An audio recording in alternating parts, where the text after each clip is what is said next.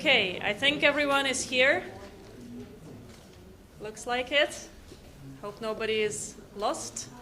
And people are joining us remotely as well. So welcome. It's very nice to see that many people here. Actually very unusual this year, right? But I think it's really great that all of you made it. My name is Katia Moskvich. I'm the head of communications of IBM Research Europe. And we are really, really thrilled to welcome all of you guys. Ahead of you, you have 2 exciting days, and they're going to be filled with groundbreaking science and technology. Together with my colleagues, researchers, and communications professionals, you're going to meet all of them during the 2 days. We're going to take you on a, I think, fantastic journey through our labs. And just for you to know, you probably already know that, some of you, that Zurich, the Zurich IBM lab is actually a very special place. In part because it's home to not just 1, but 2 Nobel Prize laureates. Okay, for 3 quarters of a century now, IBM Research has been producing milestone after milestone, and we are proud to have 6 Nobel Prize winners in total, and 2 from the labs that you're going to visit today. So enjoy. Ask questions. That's what journalists always do. That's what I used to do when I was a journalist for more than 15 years before joining IBM Research. I am really lucky to still be able to do it because I work every day with more than 2,000 researchers all over the world. And they are all fantastic physicists, AI experts, and so much more. And you're going to meet a lot of them today. Wi-Fi here is free, as you probably all already noticed, so feel free to join the Wi-Fi. The masks situation, once you show the COVID certificate, you can either wear it or not. It's up to you. When we go on the lab tours to the IBM research labs, you will have to show your certificates again, even though you already showed it at the Belvoir. These are the new recent rules. But we're going to try and make it as enjoyable and as valuable for all of you as we possibly can. All of us are wearing black t-shirts, IBM Research, so we are easy to spot. If you have any questions whatsoever, please feel free to approach us and enjoy the next 2 days. Before I hand over the microphone to Alessandro, our lab director, I invite you to watch a very special video. A few weeks ago, our amazing director of IBM Research visited these labs, and he recorded this video for you guys to use whatever it is he says on the record in any of your reports. And this is what he had to say.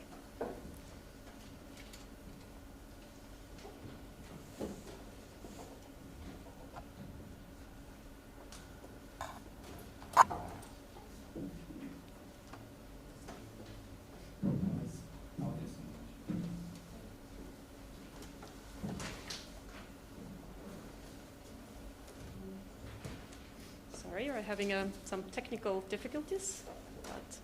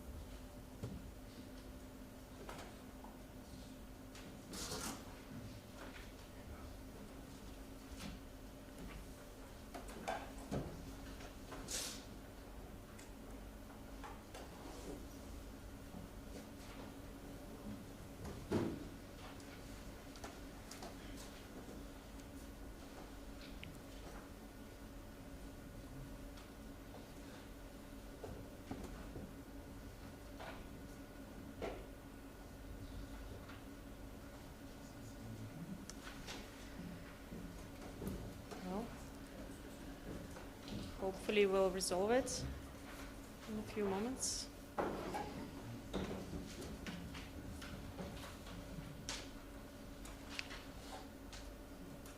In the meantime, by a show of hands, who is excited about quantum? Yay! Okay. AI? Let's see who is in the AI camp. Okay, great. AI and quantum? Wonderful. Okay. Actually, we also have security session. I know some of you are leaving early, so make sure you watch the replays later. Anybody here security reporters? Okay, wonderful. Great, great. And by the way, one of the labs we're going to visit today, they make light liquid.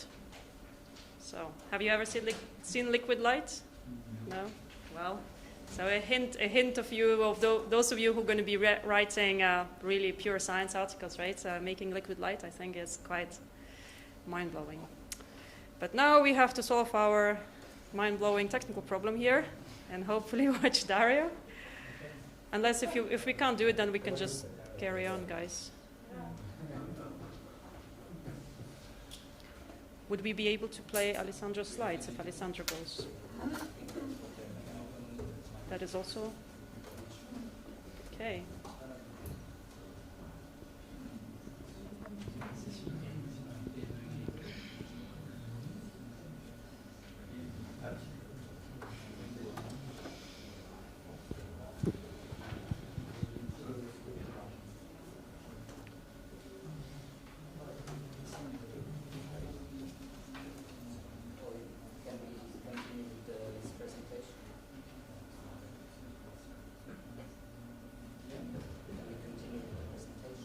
Are the slides going to work?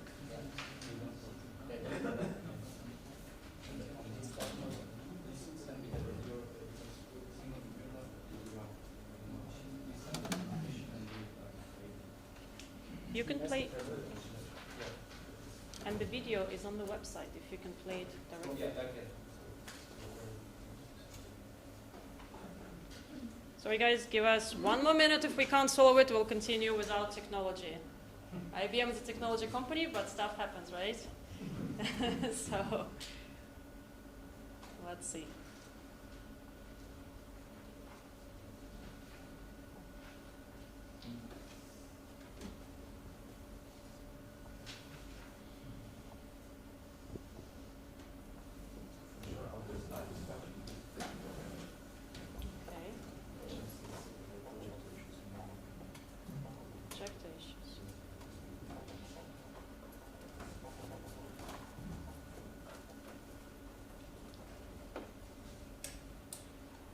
Okay. You know what? While we're sorting technical issues here, I'm going to hand the mic to Alessandro. I'm sure he's going to do a fantastic job without slides. It's playing in the video. And the video is playing on YouTube, but we'll try to get it up as soon as we possibly can. Okay, good. I think that is a good decision. And again, welcome everybody here at IBM Research Europe in Zurich. I am Alessandro Curioni, and I am responsible for the overall activity of IBM Research in Europe and Africa, and I'm director of this lab.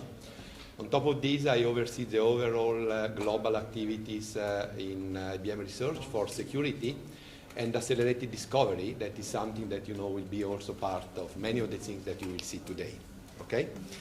And look, a few words about this IBM Research and this lab. For the one of you that don't know, IBM Research is a corporate research unit for IBM. We exist for more than 75 years, probably one of the few and early corporate research unit, right, horizontal in a corporation that was able to demonstrate the value for the company, creating, you know, technology and creating the future of technology, IT technology, for so long time. We have around 3,000 permanent researchers in around 20 locations distributed all over the world. And we have also a very strong legacy. Again, I was telling you to invent the future. And indeed, that is our major goal.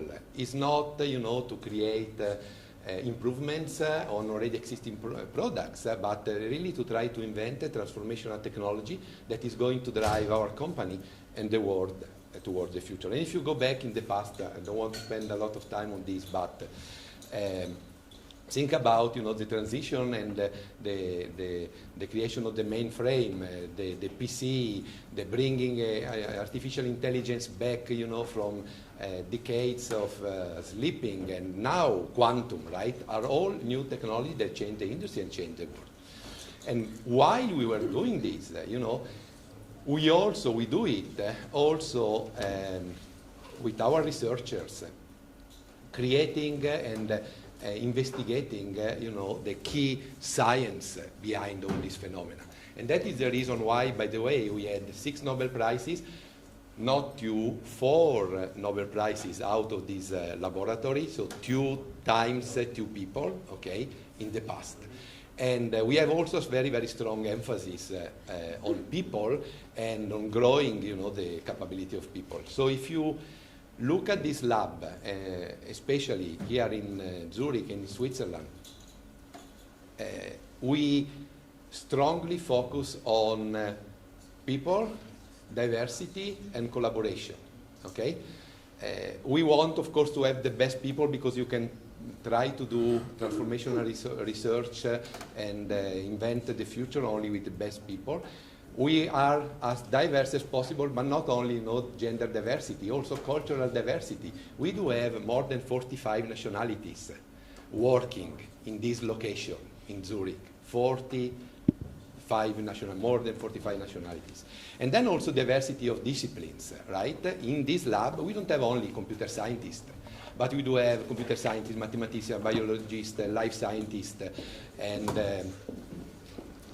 artificial intelligence people, chemistry and physics people, right? Working here at the lab. So it's the diversity in people, culture that allow us eventually to develop and create the future of the information technology. What is the focus of IBM research today? 4 major areas that are fully aligned with what we would like to be the future of our company. Our CEO said and transformed the company to become an hybrid cloud and AI company.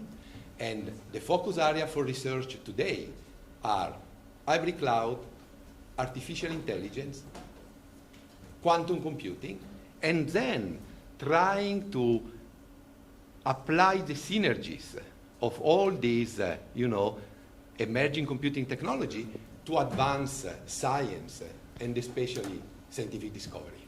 Okay? And if you go back, some of the things that you are going to see these days, quantum is the single transformational computing technology that the IT industry, right, is bringing to reality these days. And 5 years ago, when we started, 5-6 years ago, when we started, to make these things real, trying to put for the first time real qubits on the cloud, creating an ecosystems, and trying to involve people, this was a dream. Okay? Today, we do have a solid roadmap that is not only a roadmap of hardware, it's a roadmap of hardware, software, application layers, to try to bring, the early advantage of quantum to the business, the scientific world, and the world overall, right, as early as possible.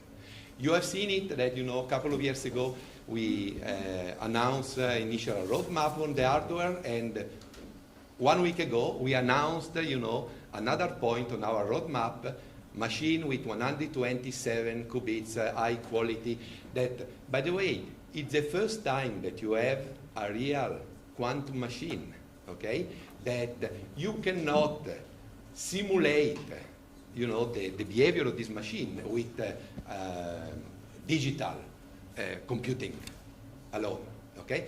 It's look only a conceptual step, but it's a big step because, we are entering a new territory that what you can do, what you cannot do, the way eventually to really take application and use this machine to bring advantage, is a new, completely unexplored territory. And you will hear a lot about this. Why this is important? Again, quantum is a technology that for some specific applications that are so important to solve problems of our business and society can make a difference, bringing down the complexity of these computations. Yeah, simulating the physical world, simulating material, simulating drug, accelerating drug discovery, global optimization problems, machine learning, all the algebraic problems that are very, very complex. Is going to make a difference, okay? One side. Second piece, artificial intelligence. You know, I don't think that I do need to spend 1 minute more or too much on artificial intelligence, because each of you knows what artificial intelligence is, how it is pervasive, and eventually the benefits that can bring, to business and society.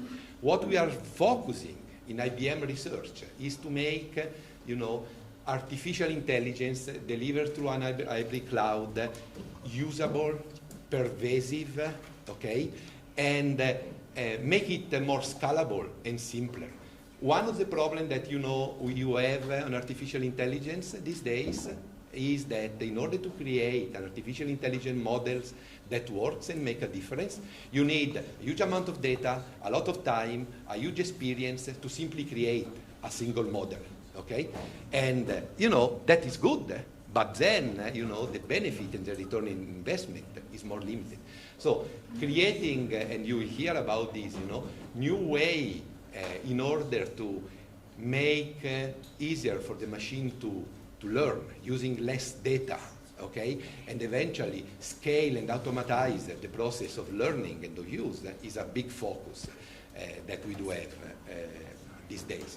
Together also with trying to create hardware, right, that is more suitable to run this new AI workload and algorithm.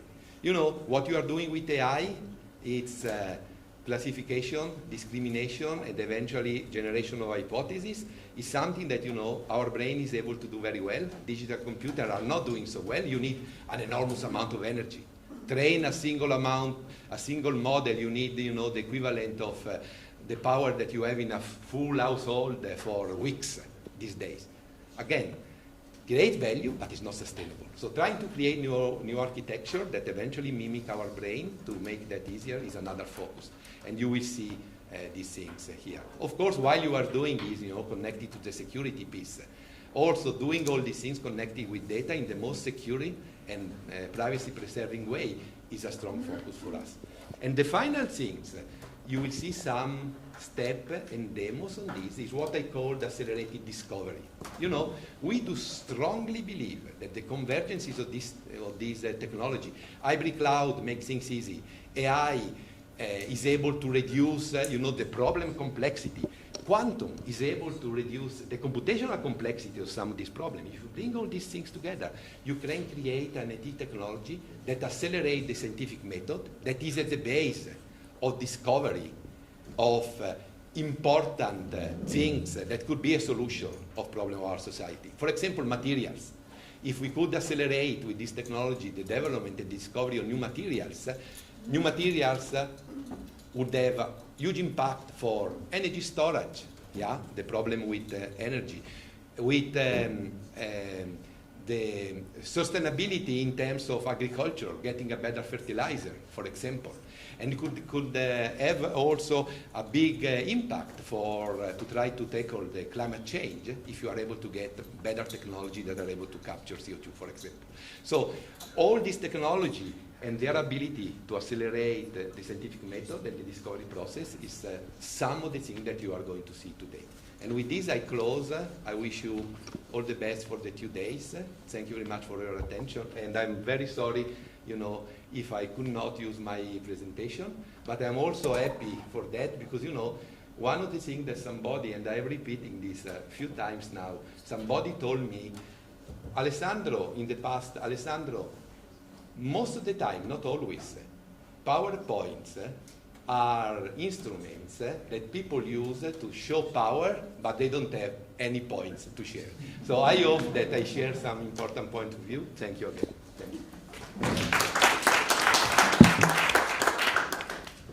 Thank you, Alessandro. Very sorry indeed that we couldn't use your slides, but I think you handled it, as usual, very, very well. And if you guys, I know some of you have interviews with Alessandro. If any of you who haven't set up an interview would like to do so, please let us know and we'll facilitate any interview requests. And now, if we rewind to what I was saying before, we have a video of Dario here visiting the lab, so let's watch that. Hello, I'm Dario Gale, IBM Senior Vice President and Director of Research. And the first thing I want to do is to welcome all of you to our IBM Research Zurich Laboratory. I had the opportunity to be here working and learning about all the different advances that the IBM Research community here is driving, and they're going to be able to share with you. And I think you're in for a treat, and I wish you a wonderful day visiting the laboratory, and I thank you again for your time. So, Katia. Thank you so much, Dario. And I'm really glad that you enjoyed your visit here and at IBM Research Europe. And I do have a few questions for you so that our reporters could use your answers as direct quotes if they wish so in their reporting. So the first question is, what does research represent to you, really? What is research to you, and what do you think is the most cutting-edge research right now? Well, for me, research is discovery. And for us, in the context of IBM, is the discovery of the frontiers of computation. Like, what's next in the world of information processing? What's next in the world of computing? And we have this thesis in IBM Research that the convergence of, I call bits, neurons, and qubits, right? Classical computing, AI, and quantum is going to revolutionize computing. Thank you. Other questions I had was actually more about collaboration as well, because you've been talking a lot about private-public collaboration especially. So how do you think these two complement each other? Because research is happening both in academia and in industry, in the case of IBM, of course, and other organizations. So how do they work together? The science and technology enterprise of nations and continents is composed by a greatly heterogeneous institutional environment. And we each play a role, and we each have our strengths around it. For example, the long-term planning and risk-taking that can take place in universities contrasts sometimes with what can happen in an industrial research laboratory. So when we complement what we each do well, we make the whole better. And we really believe in that. And I think we've had a proud tradition here in Europe, as an example, of partnering with universities for many decades. Great, thank you. And so what about collaboration across geographies? Like I know, well, of course, at IBM we have so many different global labs, and people do have to collaborate remotely. So how does that happen? Is that important, and how do you see it going forward? It's crucially important. Our strategy in IBM Research depends on having globally integrated teams. Talent is distributed around the world. We have smart people all over. But I would say that the fields themselves, like the frontier of AI or the frontier of quantum or semiconductor, does not have a geography. So therefore, what we need is a single strategy where we integrate the talent and we collaborate across the world to achieve our mission. But it's not like, the world of semiconductors in Switzerland is different than the world of semiconductors in New York. Of course, that's true. A couple more questions. So speaking of quantum, so everybody, I'm sure all the reporters here, many of them are going to write about quantum, and they all love quantum, and the audiences as well. But when it comes to quantum computing, we don't really talk about regulation so much. And the first panel, actually, the reporters are going to see, where they're going to meet Heike Ryle, our quantum lead in Europe, is going to be about regulation and policy around quantum computing going forward. So with AI, we're still kind of playing catch up a little bit because we're talking about ethics and policy around AI. Once AI is working together with quantum, how do you see, how do you think we should, what should we do already today to make sure that quantum computing is kind of integrated smoothly in how the world works and in AI and supercomputers? Well, I mean, the first thing is awareness and to have a sophisticated understanding about what the technology does and doesn't. And we're still in the very early days, right, of quantum computing. So I think we should, address the topic, but, let's not get overexcited in terms of the regulatory framework before we've even made the technology advance more. Having said that, in the topic of AI, I think the regulatory framework that we're constructing around AI will be applicable even in the context when quantum is enhancing AI. So I think the core set of discussions that are happening around AI ethics and governance will continue to serve us well even when quantum is present. Okay, thank you. And last question. So quantum is huge, obviously, but what do you think for you is the next big thing, big bet after quantum? Well, I'll answer two ways very quickly. One is that, quantum, because it has such a long journey, in some ways is asking like, what is the next big bet on semiconductors if it was the 1960s? And the answer would have been 60 more years of advances in semiconductors, so that's a long way around that. But two is this idea of accelerated discovery. Is the idea of the convergence that I've alluded to before. What happens when we combine the technologies and combine it with the scientific method to compress the time to solution, the time to discovery. I think if we realize that hypothesis and we prove it to be true, will be a game-changing impact to topics like climate change and pandemic responses. Great. All right, thank you so much, Daria, and Thank you. welcome everyone, and enjoy the day. You follow this when is the presentation? All right, wonderful. So now I would like to welcome our opening keynote speaker, Heike Ryle. She's our quantum lead for Europe and Africa. And right after her speech, we'll dive into our first panel on quantum. And actually, the whole day today, as you've seen in the agenda, is going to be about quantum. Heike? Thank you very much, Katja, for the nice introduction. And it's a great pleasure to be here with you. And I would like to start the first kind of a bit deeper dive. Alessandro has already started out giving you the kind of big overview.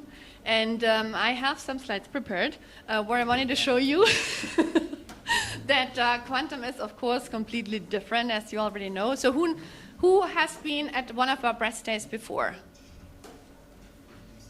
Okay, so a few people. Who knows about quantum?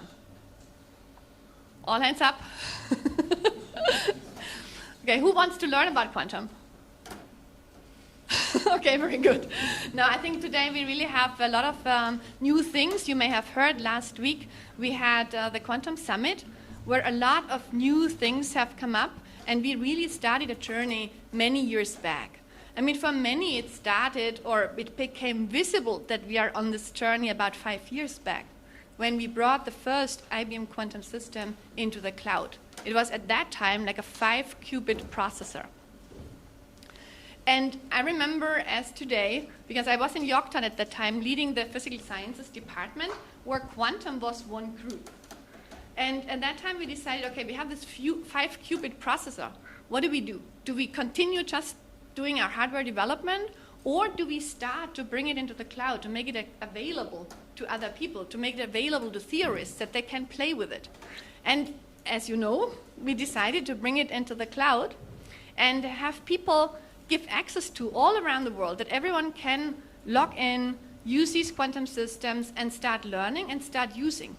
And actually it was very insightful when James Wooten, he recently, I think a year ago or 1.5, he gave an interview where he were asked by the reporter, how did you feel about the quantum computer having access? And he, as a theorist, for him it was such a tremendous thing to suddenly have access to a real quantum computer and can test what he's doing on a daily basis, where he had before no idea of how to test this on a real system.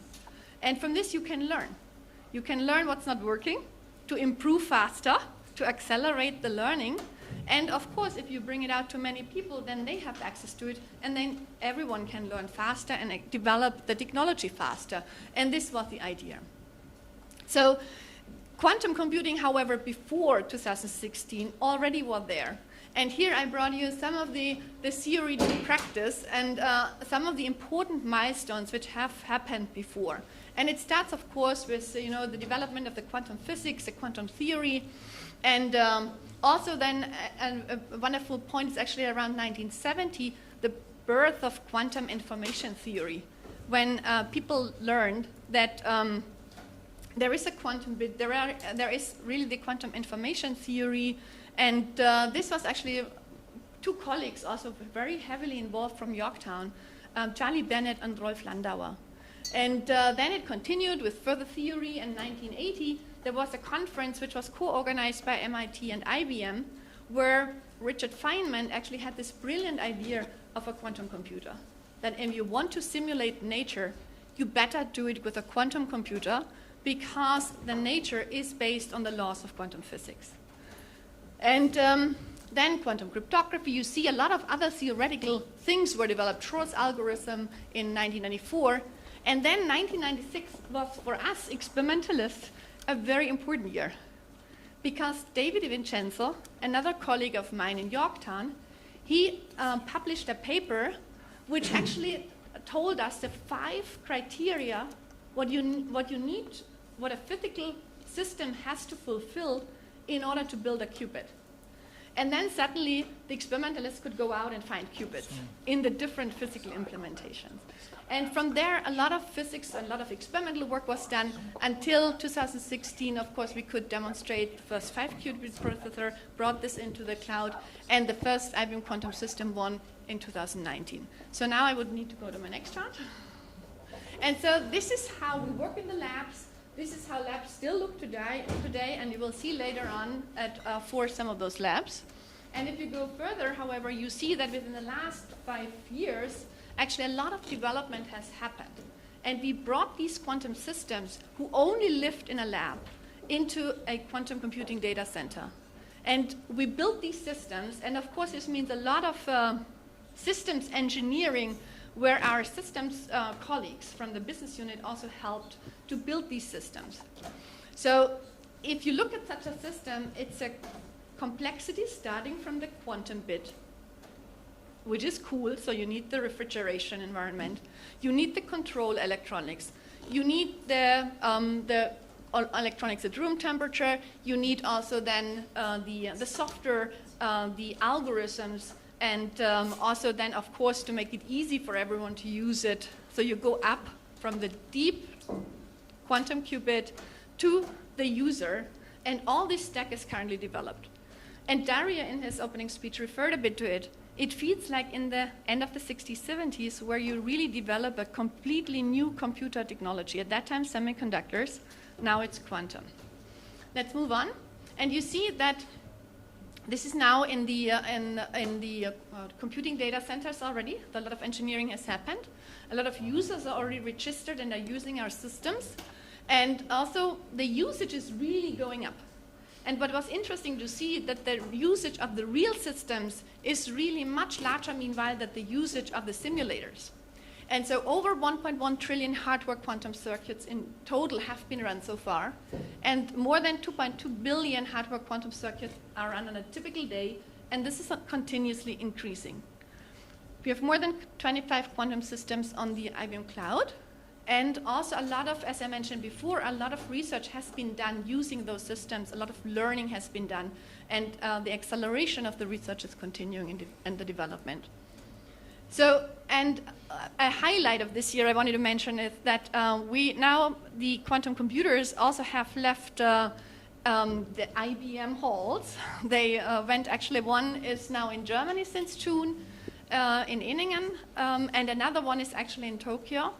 And here we are collaborating with the Fraunhofer Institute, and they use these systems for direct collaboration with the German industry.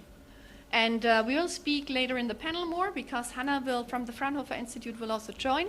And also Alberto from CERN, who will join. They also use our systems for research. So there are a lot of partners, meanwhile, who use our systems where we co-develop also and do research together. So let's go to the next one.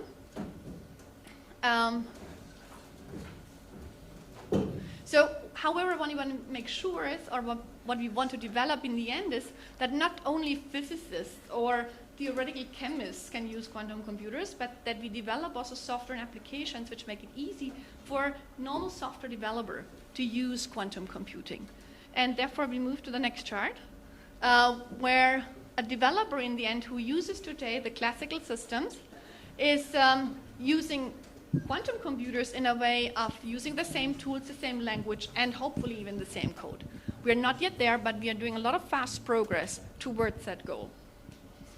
And some of you may have seen this development roadmap already, which we have published early this year in February, which actually shows you what we develop in large in a nutshell. Because you find the hardware systems at the bottom, where we have the roadmap developed of how we want to increase the quantum processors, the number of qubits, but we also want to increase, of course, the quality of the qubits. On the other hand, we develop on top then the different software level and also the algorithms. And we started in 2019 with 27 qubits and also the first circuits and the kernel developers. And then in 2020, last year, we demonstrated a 65 qubit chip, continued also to develop quantum applications, which make it easy for a software developer who knows Python to use those applications. And actually this year, if we go to the next one, you see that also for 2021, the goals which we wanted to achieve, we have achieved. And this is where we will dive deeper into also in the presentations by Saira, where you learn more, and also with Stefan, who will be interviewed, where you learn about quantum application modules in finance, etc. Qiskit runtime, all this out there to improve, when we go to the next chart, really the scale. This means the number of qubits, the size of the processors, the quality of the qubits, also the quality of the calculation you do with quantum computers, and then also the speed. So in which time do you get the result? And they depend on different things in a quantum computer. So the scale depends on the number of qubits, the quality on the quantum volume, and the speed, of course, on the circuits per second, which is something which a new measure which we have recently defined and published. So if we go to the next chart, I just wanted to show how we started in 2005. What you see here are 5 dots, and these 5 dots are actually the 5 qubits of the processor which we had at that time. Then in 2019, we demonstrated Falcon, the 27 qubit, and at that time it was an exploratory system. And within each of those systems, we also do revisions, which means we optimize within each such a processor generation the performance of those processors. And this you can, I think you will hear later by Saira also how we improved the Falcon series from R1, which is revision 1, to now R10, which is revision 10. And if you continue, then you see Hummingbird, which are the 65 qubit. It's an exploratory system we demonstrated last year. And just last week, we showed the 127 qubit chip Eagle. And you see that the size has increased. And the size means also that you need to increase your skills and your technology to even build those things. Because you can imagine that wiring the 5 qubits is much easier than wiring 127 qubits, which are close to each other. And therefore, if you look at the chip and if you let the movie go, then you see that now we are no longer only in a plane, but we had to go to 3 dimensions to do multi-dimensional wiring. We use through silicon vias. And if we go to the next chart, then we see a bit of how these different layers look like. And here you have then 1 layer with the qubits and then several layers to do the wiring to the qubits. And of course, you need to keep and improve the quality of the qubits. And you will hear more by Saira later. And if you go to the next one, then I want to show you that I've talked about chips, the microprocessors, and the system one contains not only the processor, but also the component and the wiring, the cryogenic platform where the chips are housed, and then, of course, the control electronics, which you can improve and further advance, and also miniaturize. And so this is the system. The IBM System 1 is for the 127 qubit, but if we increase to 433, as we're going to do for next year, and then beyond 1,000 in end of 2023, then the conventional cryo system, which we have right now, is not sufficient. We need to also miniaturize all these lines which you know from the typical quantum computing picture which you see, right? You cannot scale that easily up, you have to miniaturize it. And this you can see actually then here, which gives you a bit of a visionary picture. We can talk more later about this. But there is a new system needed, and this will be the IBM Quantum System 2, which is then able to house the 433 qubit chip and the 1,000 qubit chip. And this was kind of a bit of a deeper dive than Alessandro gave you, and there is more also during the session about the quantum applications by Stefan, about more about the chip and the hardware by Saira, and then also we will have a panel. Thank you very much. Wonderful. Thank you so much, Heike. Don't leave, please, because we're going to be inviting you to the stage here again. So actually, after this panel, we will have a very brief Q&A with you guys, okay? So because we are running a little bit short on time, it's not going to be very long. So again, if you have any other questions for Heike or any other panelists here, please do get back to us later. But we'll try to keep on schedule as much as possible because we have a very packed agenda. So I would like to introduce our amazing panelists here. Heike, we just introduced you earlier. Please take a seat. Alberto Di Meglio is joining us from CERN. He's the head of Open Lab. And we have 3 more people joining us remotely. All right. So hopefully we'll have everybody's video in a second. So we've got Lydia Del Rio, a physicist at ETH, joining us today. Arunima Sarkar, AI lead, Center for Fourth Industrial Revolution from the World Economic Forum. And Dr. Hanna Wetzel, the head of the Office of the Competence Network Quantum Computing at Fraunhofer Institute. Welcome, everyone, virtually and in real life. So, the first question for you, Heike, if you would like to kick us off. It was a brilliant speech, of course, about the importance of quantum. But could you tell us what quantum computers should be able to do, or we hope that they will be able to do, that standard supercomputers cannot do? Just a really brief 101, quantum 101 before we dive in.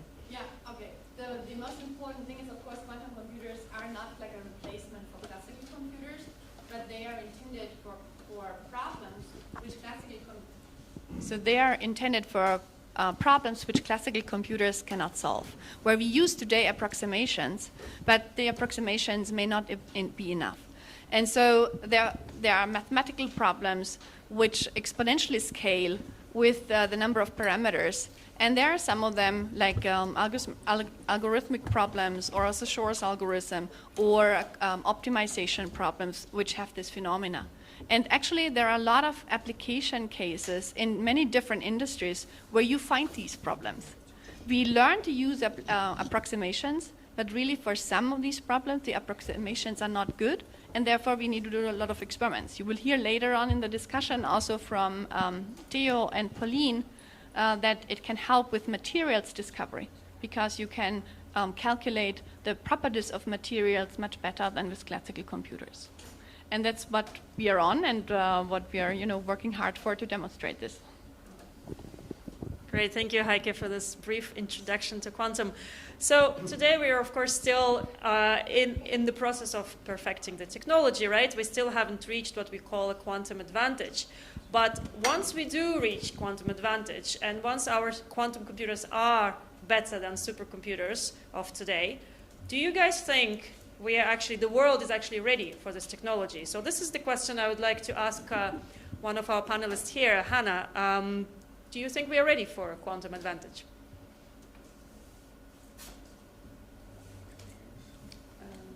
Hanna? I think Hanna is on mute, maybe?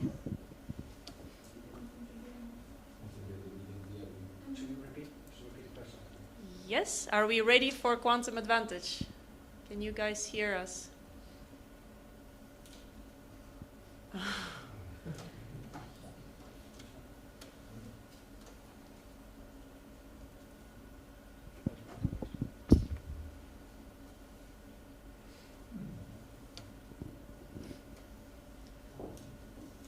Okay, I cannot hear us in the room. That's not good.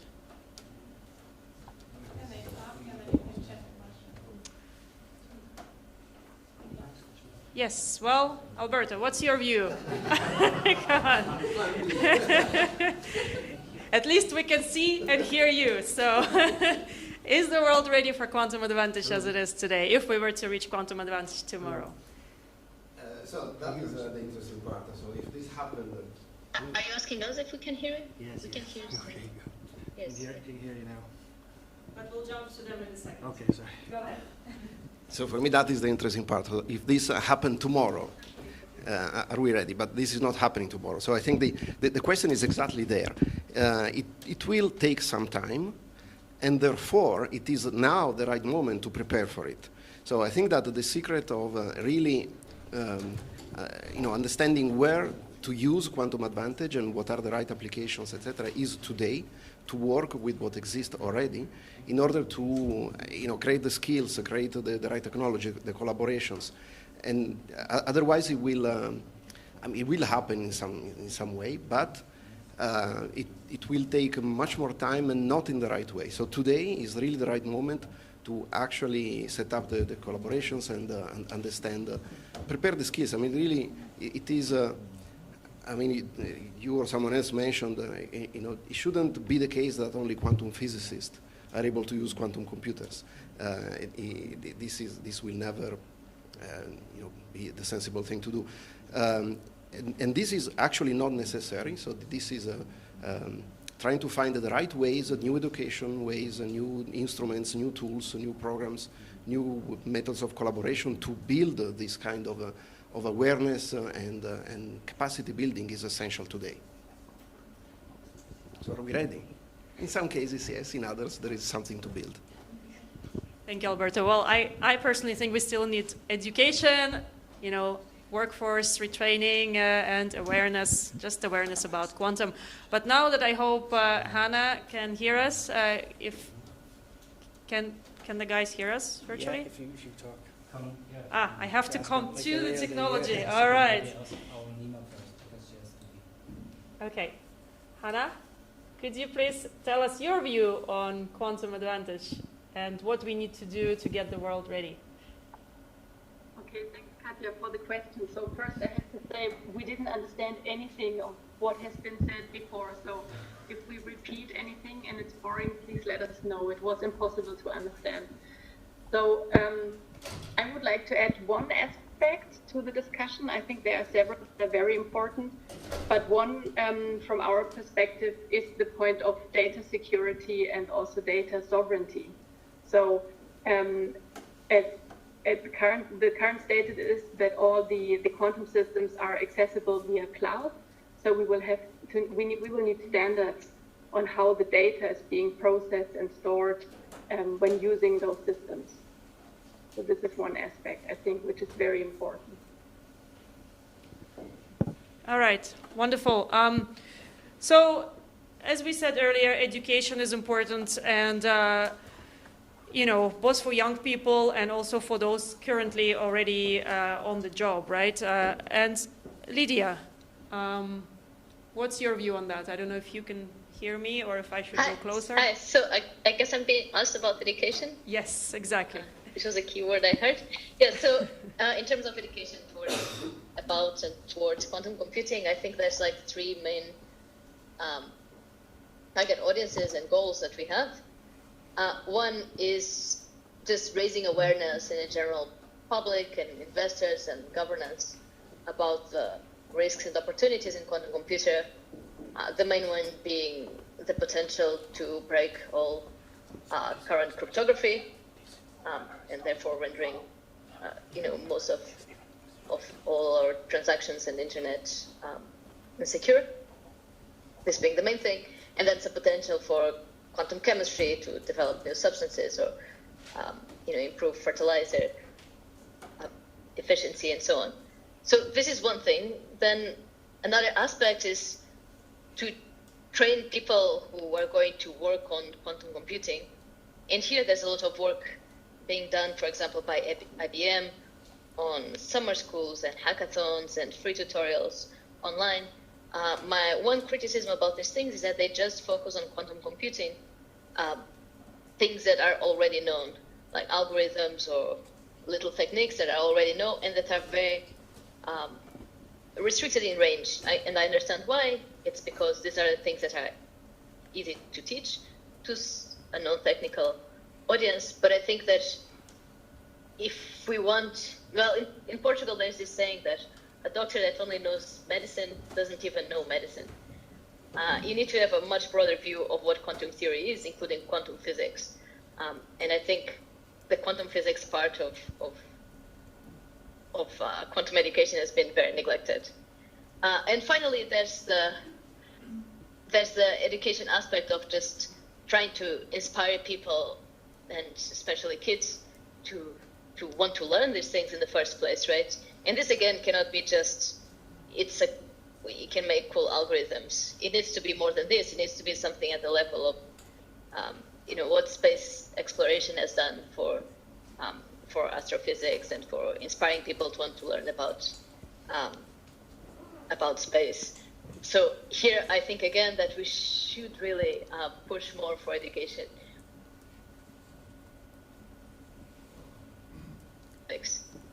More than just quantum computing. So if this was a question about education, that's my general view. Wonderful, thank you, Lydia. So I think there's also a question of broader infrastructure, right, and how quantum computing is going to be integrated, whereas AI and supercomputers and all of that are working smoothly. So with that, I would like to ask Arunima, if Arunima can hear me, okay. So what's your view on improving quantum infrastructure, Arunima? Do we need any sort of governance, you think? Any policies? What's your view on that?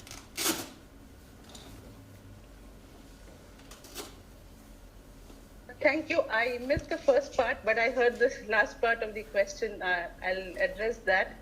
So I think a few points is that with new emerging technologies, they both shape society and they are shaped by society. Hence, in choosing how we govern emerging technologies, we must really encourage the beneficial developments while not losing sight of the essential values upon which societies are built. And today, with the development of quantum computing, it is advanced enough where we have an idea of the areas in which quantum computing will start to make an impact and to see what kind of impact will it be. And yet it is not that advanced so that we need to create principles in a retroactive manner. So I would say that the most appropriate and effective time to consider the societal, ethical, legal implications of a technology is when the technology is still in the design and the development phase, as it allows for early intervention. There are some of these discussions which are happening, but we do not have guidelines that exist globally as yet.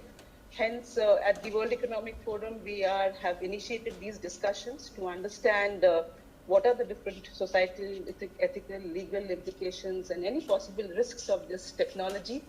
And through series of discussions with multi-stakeholder communities globally, we have initiated the creation of the first set of quantum computing governance principles. And these are a set of shared principles that we believe will help guide the ecosystem for the responsible development and innovation in this field. So those are my initial thoughts and views on the need for governance and the need for governance at this stage for this technology. Thank you, Arunima. And Heike, would you like to add something to that?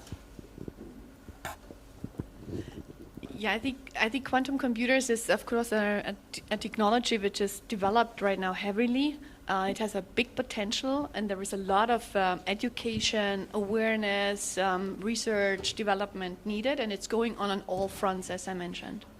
And this includes also, of course, the ones who want to have their problems solved. It's not only about just developing the technology, but also starting the application of the technology already to learn where you can apply it, where it's best to be applied, and also develop the right algorithms for using it, right? And that's why also the collaborations, whether it's with Fraunhofer and Fraunhofer with their partners, or also with you and all these research questions that you have to solve, and where you also look very, very far ahead, right? To solve the really big problems which you can't solve otherwise, where you don't have a technology today to solve them. And this is really also these are big steps forward, and defining also really a roadmap of applications to increase the use and the impact of quantum computing over time is, I think, very, very important. And that's where you, I think, will also hear more from Stefan about when he talks about applications in finance. And then when you ask about, regulations and stuff like that, I would say, okay, quantum computing is a new type of computing. If you go back 60, 70 years, there may have been the same question for digital computing.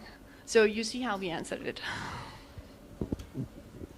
Thank you, Heike. So one last question from me. I have many more, but I would like to give the room an opportunity to ask a few questions here. The question for you, Alberta, on collaboration, exactly. So Heike just mentioned it. How important do you think is collaboration for the future of this technology?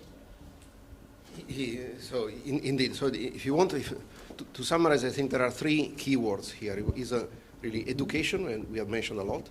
It is openness and accessibility. So the tools, the instruments, the technology have to be usable and accessible by as many people as possible.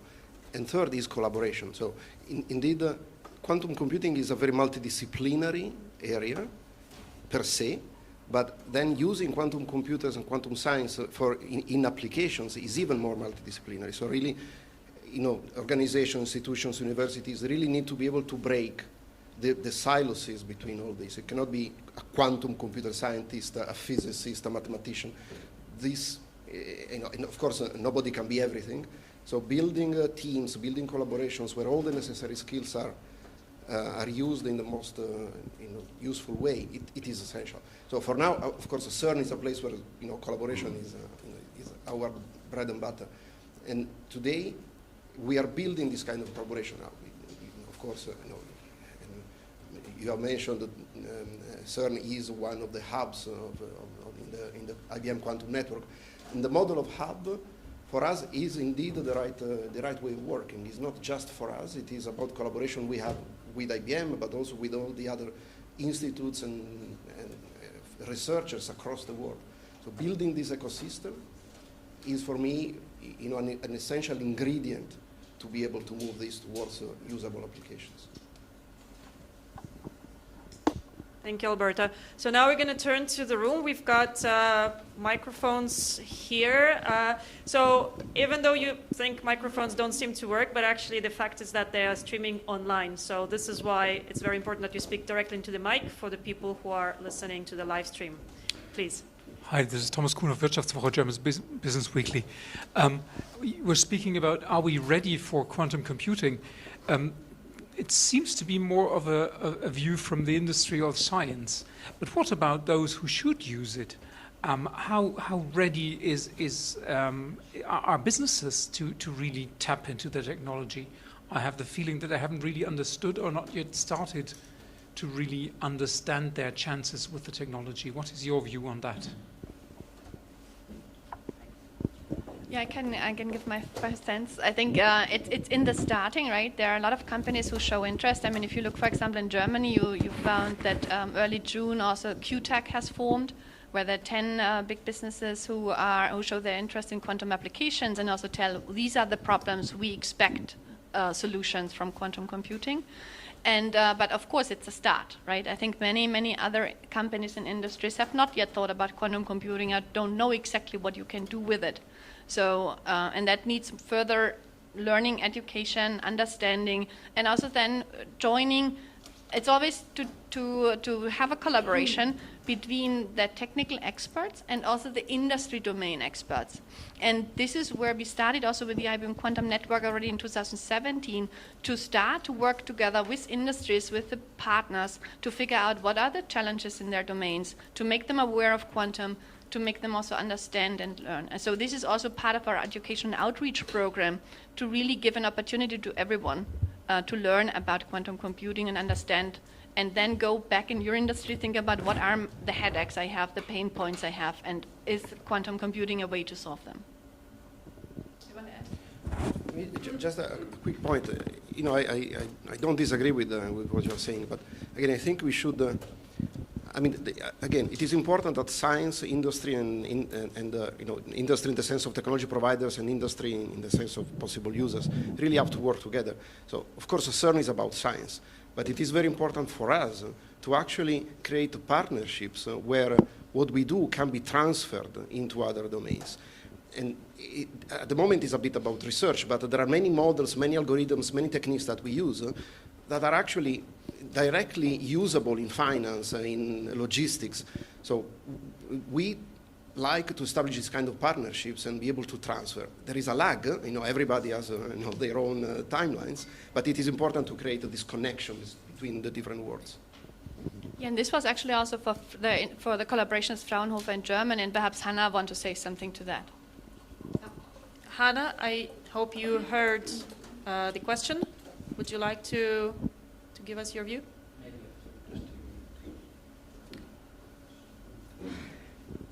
Could you quickly repeat the question for Hannah, please?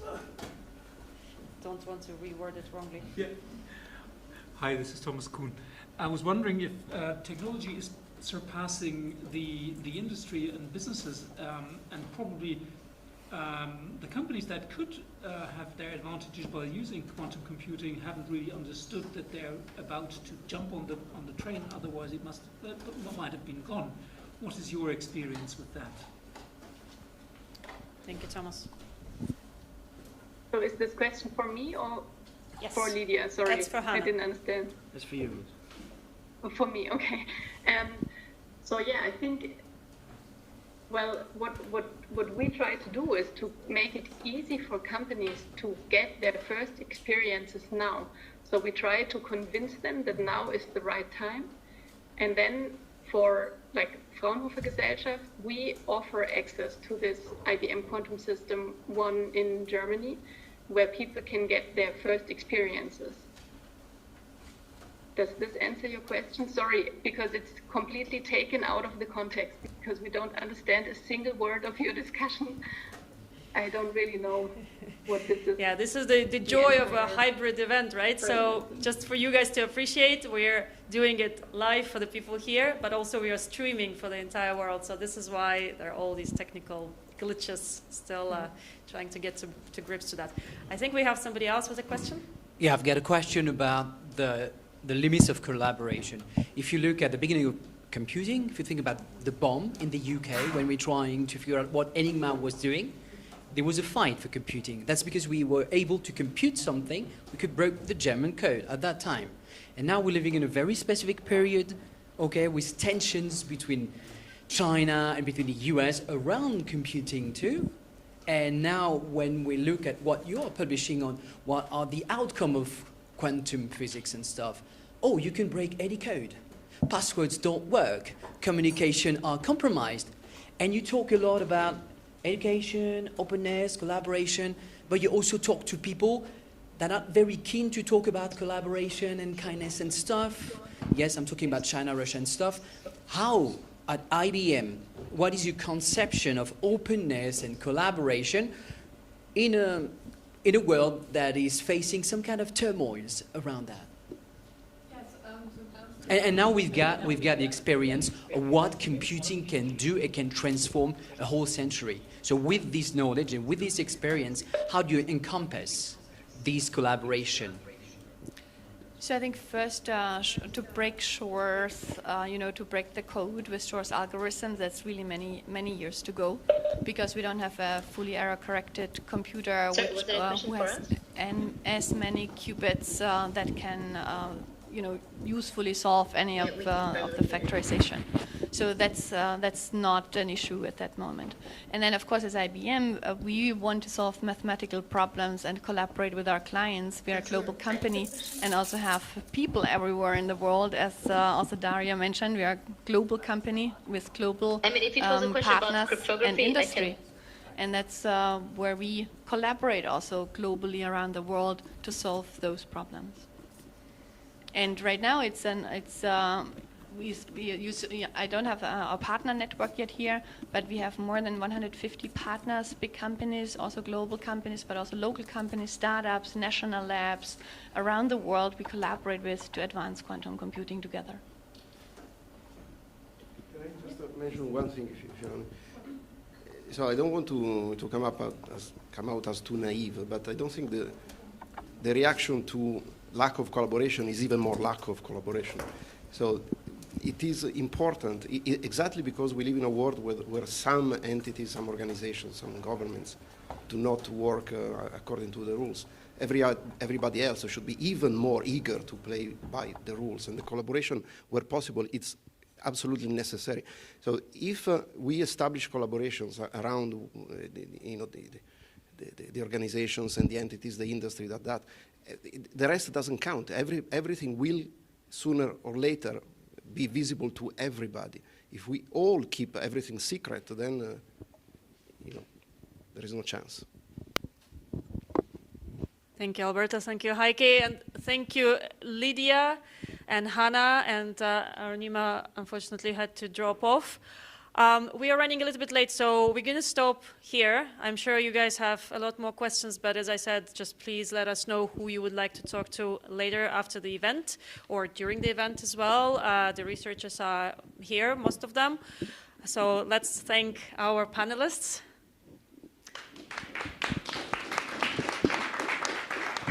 Perfect. And we are ready for our next panel.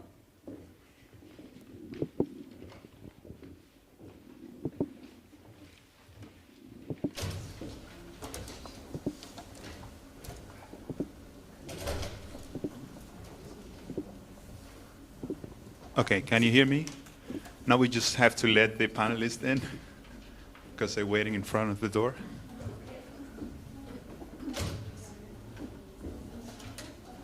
Here they go.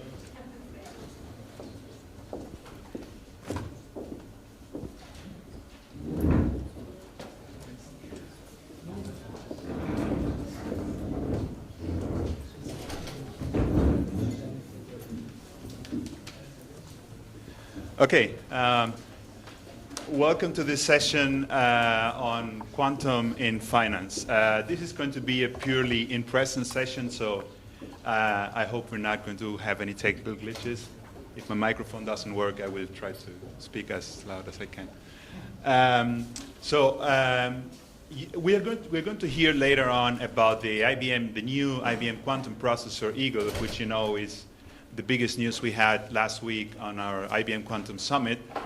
But I like the fact that before we speak about the hardware, we are going to speak about software with our two next speakers. And this is no coincidence, right? We need hardware development for quantum to achieve the advantage that we want, but we also need to develop quantum hardware, quantum software and algorithms that take advantage of that quantum hardware. And the software, the algorithms we develop for quantum computers are completely different in nature to those we have developed so far for classical computers. So that's why this is a critical part of developing quantum and making it available to industry and the public.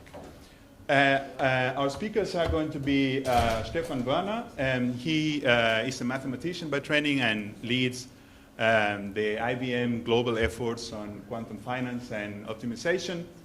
And Christa Zufall, she just completed recently a PhD here at IBM Research and ETH Zurich, and is now a researcher with IBM, working also on these areas. So we are going to cover a number of topics, from quantum machine learning to optimization to simulations that can be beneficial for the financial sector. And I'm going to start with Christa, because you're specializing on quantum machine learning. Maybe you can tell us what quantum machine learning is and how it is interesting. How is quantum going to provide a benefit for machine learning? Sure. Thanks.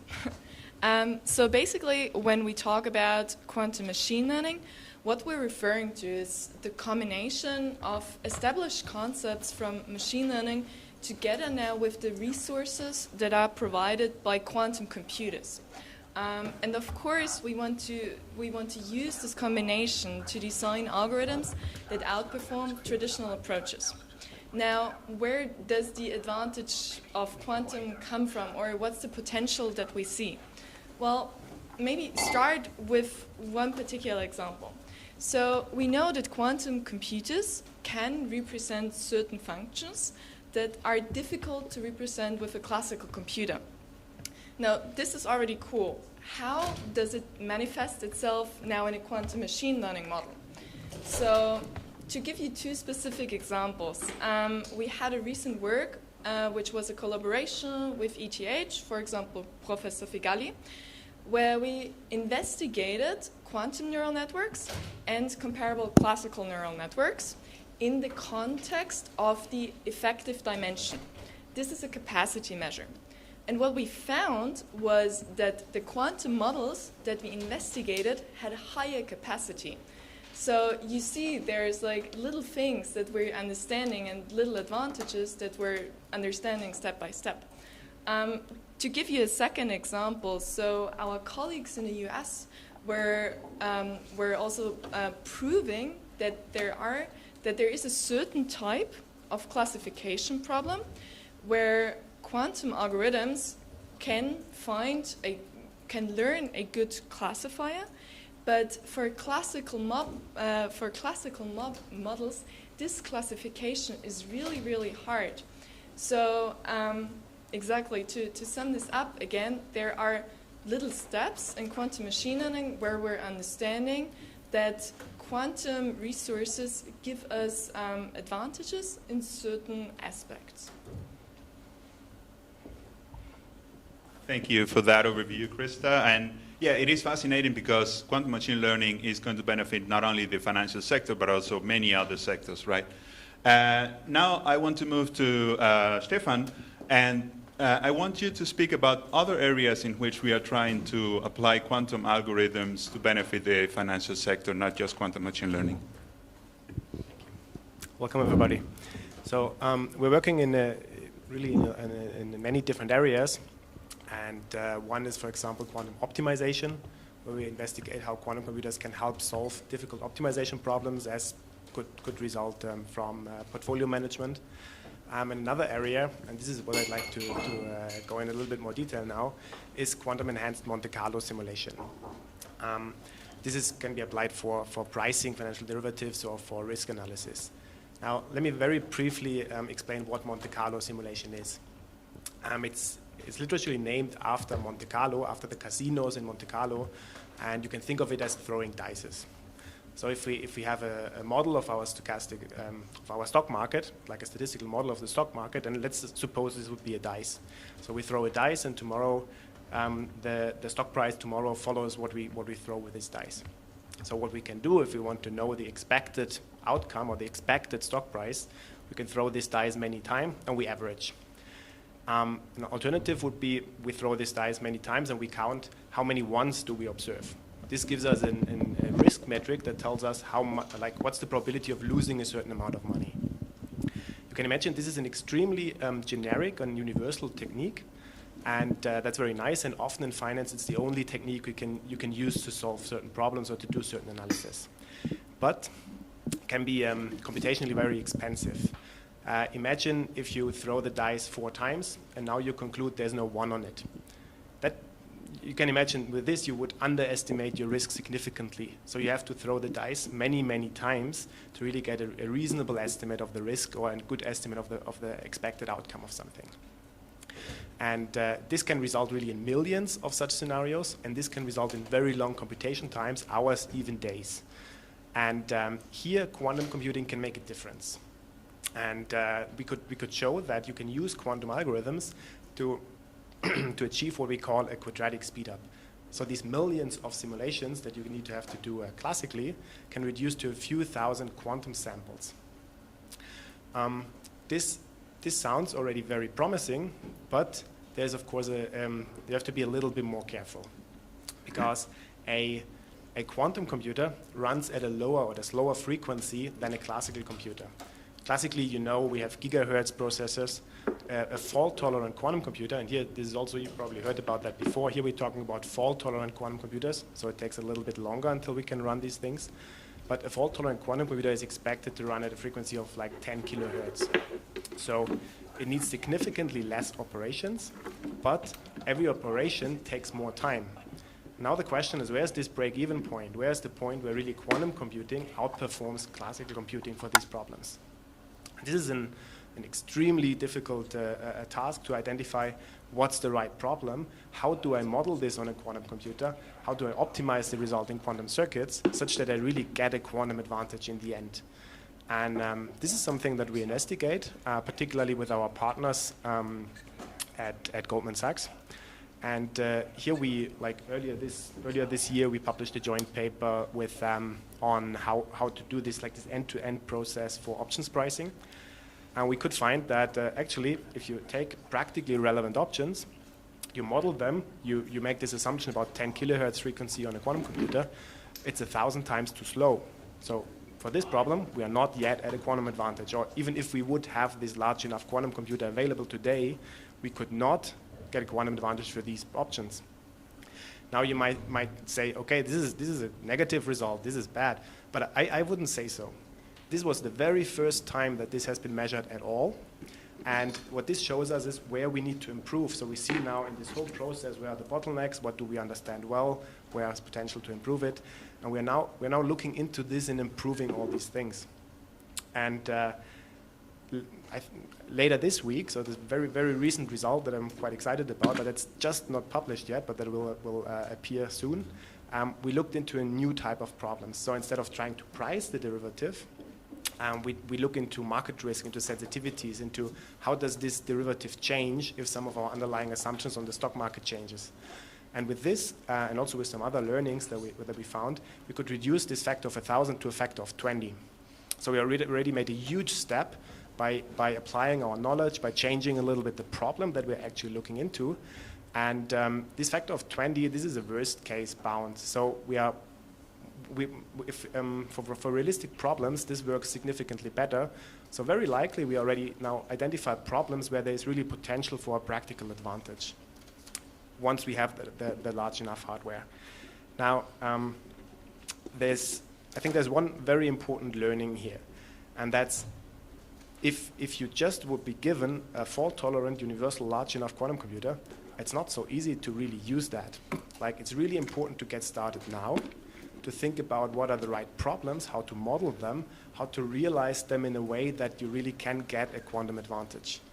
And this is what we are looking into with our partners. This is part of our research, and this I think is a very, very important lesson, that you need the research to guide where to realize an advantage in the future. Thank you very much, Stefan, for those insights and also for the advanced news announcement. So I just wanted to mention that on the events website, you can go to each session and click on a link to the press kit corresponding to that session. And specifically for this session, we have put there a collection of papers and blog posts that we have published in the recent past about quantum finance and optimization. And there, when the paper with Goldman Sachs is out, we are going to put it in there too, so you can have a look. And of course, you can always ask for interviews with Stefan and Krista if you have questions on the past work or also on the paper that is going to come out later this week. So now Stefan gave you really a great overview of applications and partnerships and problems we're trying to solve and speed up with quantum computers. But the fact of the matter is that quantum computers are probably not going to achieve any advantage in isolation. They are probably going to be working in conjunction with classical computers to solve very hard problems. And in particular, going back to the question on quantum machine learning, where this is also going to be the case, I want to ask you, Krista, if you can give us an outlook on when do you think that quantum computers in conjunction with classical computers are going to achieve a quantum advantage, specifically for the field of machine learning? So according to the IBM timeline that we expect, quantum advantage will be achieved in 2023. However, we don't know yet, of course, on which application this will happen. Quantum machine learning, for example, would be an interesting and potential candidate. Quantum machine learning is a field that we can execute on currently available hardware, but there are still also some hurdles that researchers need to overcome to scale those problems up and really achieve a quantum advantage. So for example, right now in quantum machine learning, one of the key problems is very similar to a key problem of early machine learning in terms of trainability. So in machine learning, researchers were able to overcome this problem, and we are of course also confident that we will overcome this similar problem in quantum machine learning. But it still needs to be solved to actually scale up to larger problems. Okay. Great. So yeah, that means the future looks bright for quantum and machine learning in conjunction. By the way, one of the partners with whom we are working on quantum machine learning in science is CERN, and Alberto can also attest to that, and you can ask him also about a recent paper we published with CERN on looking for a potential quantum advantage in specific applied to particle physics, to high energy physics. And that's another group of researchers from our lab who's working with CERN on that. And yeah, now since we have limited time, I would like to turn it to the audience, and if you have any questions on what you have heard in this session, please feel free to ask. There's a microphone over there, oh, another one here. Hello, thank you. I'm Josh Haugigo from New Scientist magazine in London. I was just wondering, with the sort of financial algorithms that you talked about, it's quite easy to see what the advantage would be for, let's say, Goldman Sachs. I was wondering, will there be, when we're able to make these predictions about the stock market, will there be a benefit for wider society as well, or will it just be the people who possess or can access those algorithms that get the benefits? That's a good question. You said predicting the stock market. This can happen in for many applications, right? I mean, this is also really risk analysis, understanding what risk you take in the portfolio you hold, and react to that. And for the application that I mentioned, if you do your risk analysis, it takes like overnight even. If you could have this in near real time, then you are acting on the risk that you face now, not on the risk of yesterday.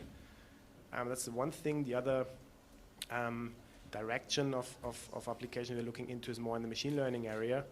I mean, Krista talked about this for classification, fraud detection, all these things like fighting financial crime in like a bigger topic. But this is something that all the financial institutes are dealing with, and I mean, they're also just regulation. They have to comply with things. Any other questions? I would like to jump on your assessment of when the quantum advantage will happen in machine learning. And you say 2023. And in my head, I would say, wow, like really? But you don't know yet in which part of, we're not talking about machine learning only for finance. So how? Because you haven't sorted out what kind of problem exactly you can treat. Or can you, or what kind of problem you think will reach the quantum advantage in 2023?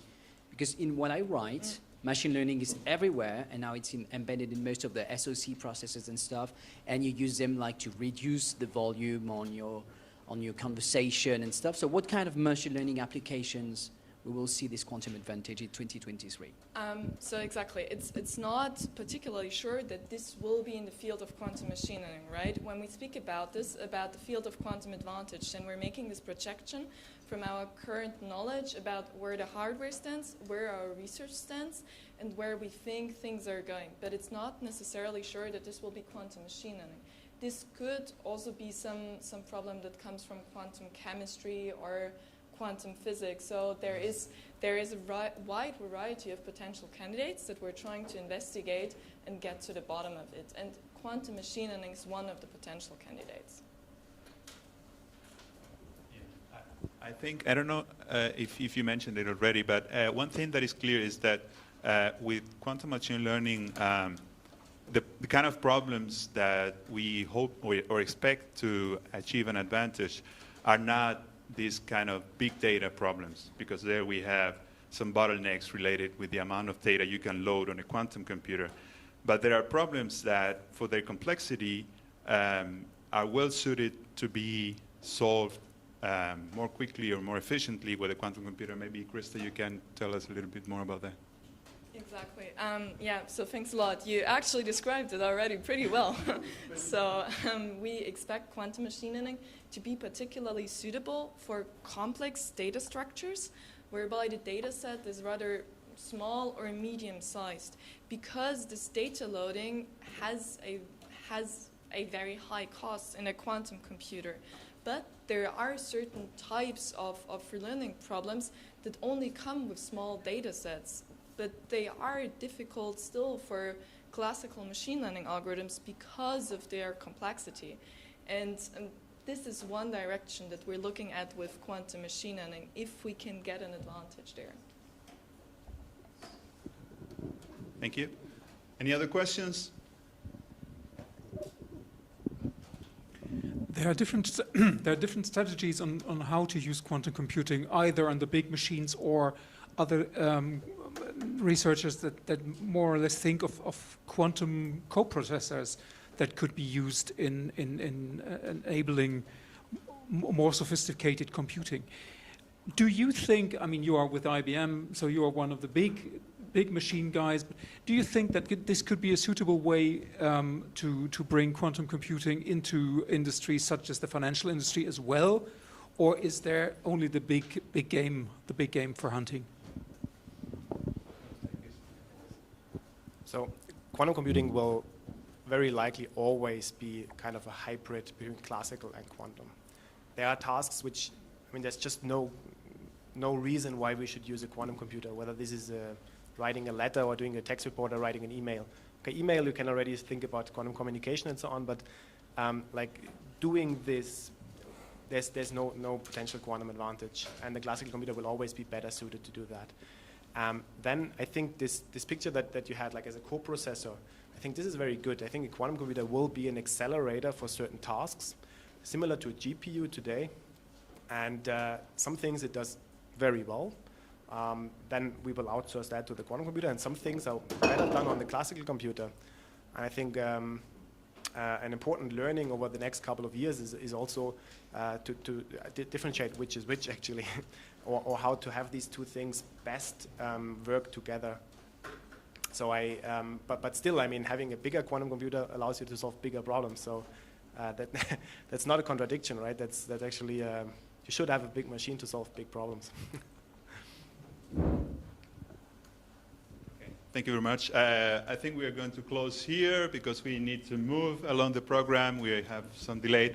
But yeah, the last question made me think about when we at IBM speak of what we envision as the future of computing, we see it as a convergence of three main types of technologies, which are the classical bits, the quantum computing, the qubits, and what we call neurons, which are neuromorphic chips that are particularly well suited to solve certain workloads for AI. And you will hear about that later on a session on human-like AI, so don't miss out that session.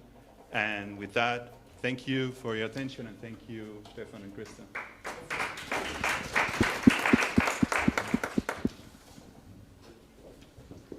Thank you, guys. So our next speaker is joining us remotely, so fingers crossed it's going to go smoothly, right?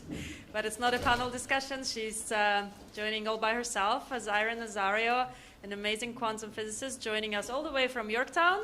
And hopefully we can bring her up on the screen right now. There she is. We will, of course, try to take your questions at the end, so please do ask questions. This is going to be super exciting because she's going to talk to us about Eagle, our new 127-qubit processor that was announced at the Quantum Summit just a few days ago. I hope many of you, of course, followed our Quantum Summit as well. Hello, Zaira. Take it away.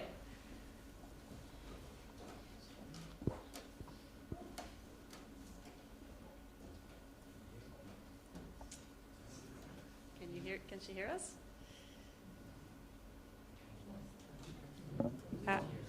Zaira, you're on mute, probably.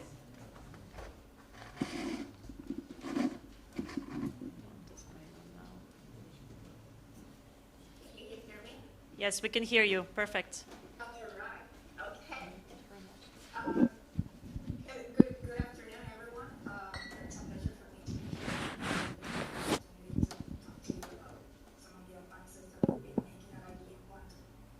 And so let me jump right in and share my screen.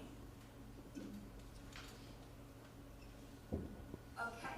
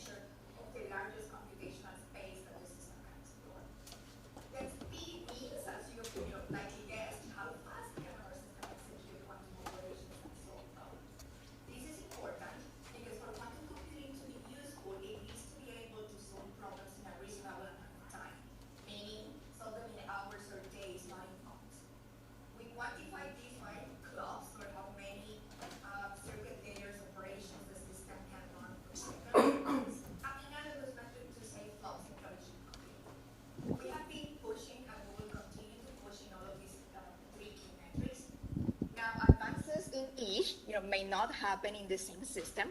That's okay, because the improvements in one of the metrics made in a system will ultimately be integrated with improvements in other systems. In the case of Eagle, we're advancing scale. But let me step back for just a minute and talk about our journey to increase in scale and get to Eagle. Starting with Falcon, which we did first develop about 2 years ago. We were facing a problem with yield that stemmed from the fact, it stemmed from something that we're calling frequency collisions. And what does that mean? We choose to work with fixed frequency transmons because of their stability and their higher coherence. But their operation energy or frequency is fixed. And so we need to hit it with very high precision to avoid the frequency of one qubit to collide with that of another qubit, because that would cause the operations that we try to do on the qubits to fail. So how accurately we can hit a particular frequency, well, that depends on how well we can fabricate the Josephson junctions that make up our qubits. We need to minimize, the variations in the critical current in those junctions, and we did that. Then also going to sparser topology in our devices in the form of tessellated hexagons, helped by decreasing those frequency collisions by an order of magnitude, and that also decreases problems when doing simultaneous quantum operations. Then last year, we released Hummingbird with 65 qubits. With that, we took an important step towards reducing the problem of the density of lines that is going into the fridge to measure the qubits. We must do that in order to increase the number of qubits. Now, with one readout line per qubit, now if you think that you need one per qubit, that's just too many lines, especially if you think about systems with millions of qubits.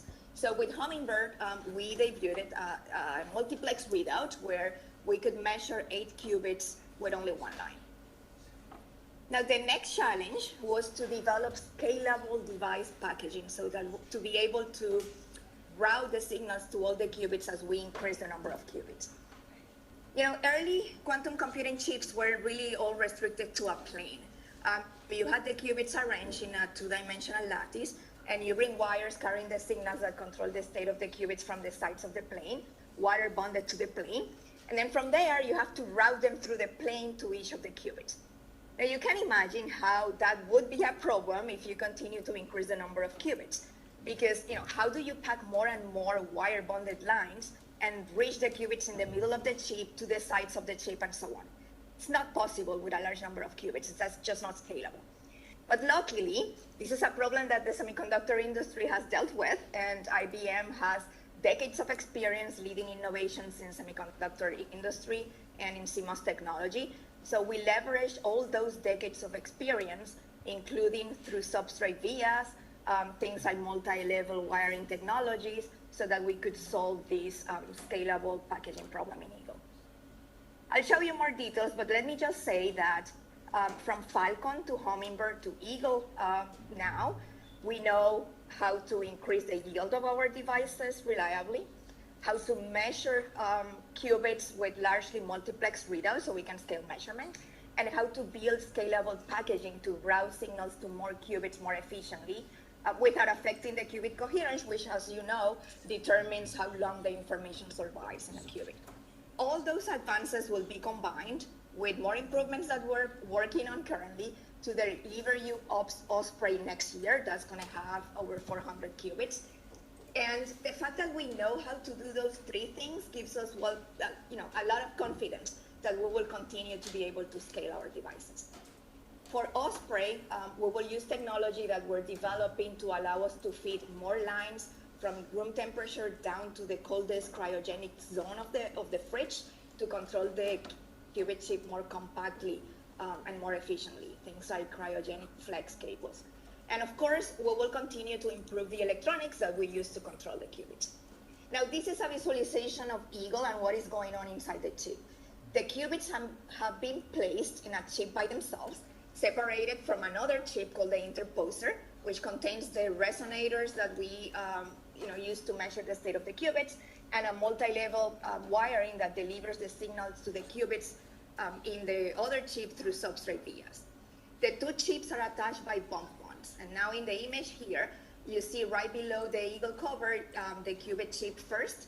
Below it is the interposer chip with the resonator layer, Below it is the wiring layer. And that multi-layer wiring is key to be able to route more signals to the qubits, because you're not restricted to 2 dimensions anymore, but you can come from another plane to allow us to continue to scale our system.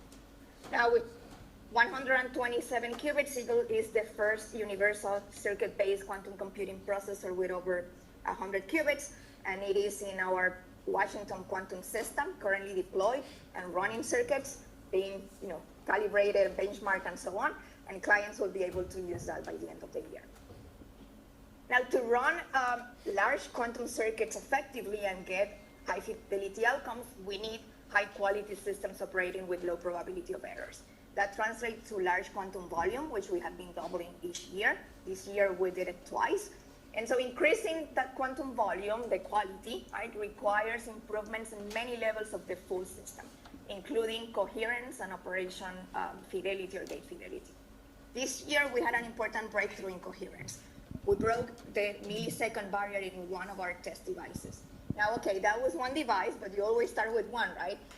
And the fact is that we multiply the lifetime of our qubits, now reliably measuring a 300 microsecond lifetime of qubits in our new Falcon Revision 8 processor. That's triple that of the earlier revision. And this is in devices that our clients are using now. And then there are several test devices that are now consistently measuring 600 microseconds. So we're really approaching that 1 microsecond coherence reliably. We also broke the record gate fidelity for superconducting qubits this year, and I love this plot. I think it is an amazing plot. It shows improvements in gate fidelity over the past 4 years, and notice that the scale in the vertical axis is exponential. So starting with our Falcon devices, we've been seeing an exponential drop in the error rate of our devices for the past 2 years. Falcon Revision 10 has 2 qubit gate fidelities of 99.9%. That's 1 error per 1,000 operations. Now, we believe that an improvement of 1 more order of magnitude to 1 error in 10,000 operations would allow us to build chips that can run quantum circuits with a few thousand gates with fair degree of reliability. Those circuits are strongly believed to be practically impossible to simulate classically, and because of that, we believe that that level of gate fidelity in a system with, say, a few hundred qubits or Condor would lead us to quantum advantage. Those systems need to be able to do useful things and do them fast, as I mentioned. So to increase the rate at which circuits run, several things are needed. Achieving seamless synchronization of quantum and classical circuits is imperative. This was achieved this year also with the introduction of the Qiskit runtime. With it, the user essentially defines the problem and quantum program chosen to solve it. That program is sent through the IBM cloud, is authenticated. Runtime manager sets up a container with the quantum circuits and the classical computations that are needed. The quantum circuits are sent to the quantum systems, synchronized with the classical computers that are handling the classical computing part of the problem, and then the results come back and are processed.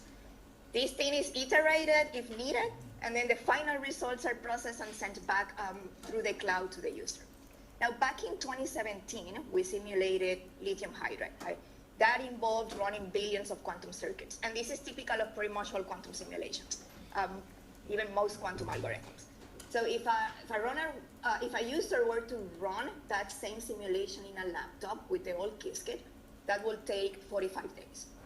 Using Qiskit runtime, the same simulation takes 9 hours.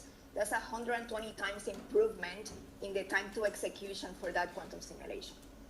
Now, achieving those runtime speedups, that involves a lot of things, right? It involves algorithmic improvements, software improvements, better device fidelity and control system, and of course, as I mentioned, a seamless integration of quantum and classical computing resources.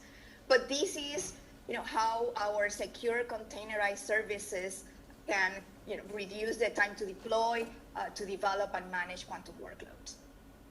Now, I want to end by telling you how we expect to accelerate progress toward quantum advantage. Right? We see this enabled by the union of classical and quantum operations that are combined in non-trivial ways, where you're trading off one for the other to the extent that you can, to extend what it is that you can do with the resources that you have at your disposal. So how can you do more with less, right? And I want to highlight 3 capabilities in particular. With dynamic circuits, you can measure or reset qubits in the middle of a circuit, and then you adapt the following operations based on the outcome of the measurement or change the flow of processing. That allows you to reduce the depth of a circuit, and hence you can do the same task more efficiently, and you can get more accurate solutions in some cases. Many quantum simulations for large problems use what is called quantum embedding, which means that the large problem is split into smaller subproblems that are very hard to solve classically, and those are sent to the quantum computers, while the rest, those can be solved more easily, so they're left for the classical computer. For example, think about simulating a molecule. In that case, the so-called active orbitals are sent to the quantum computer, while the rest of the orbitals are simulated with well-known classical simulation techniques.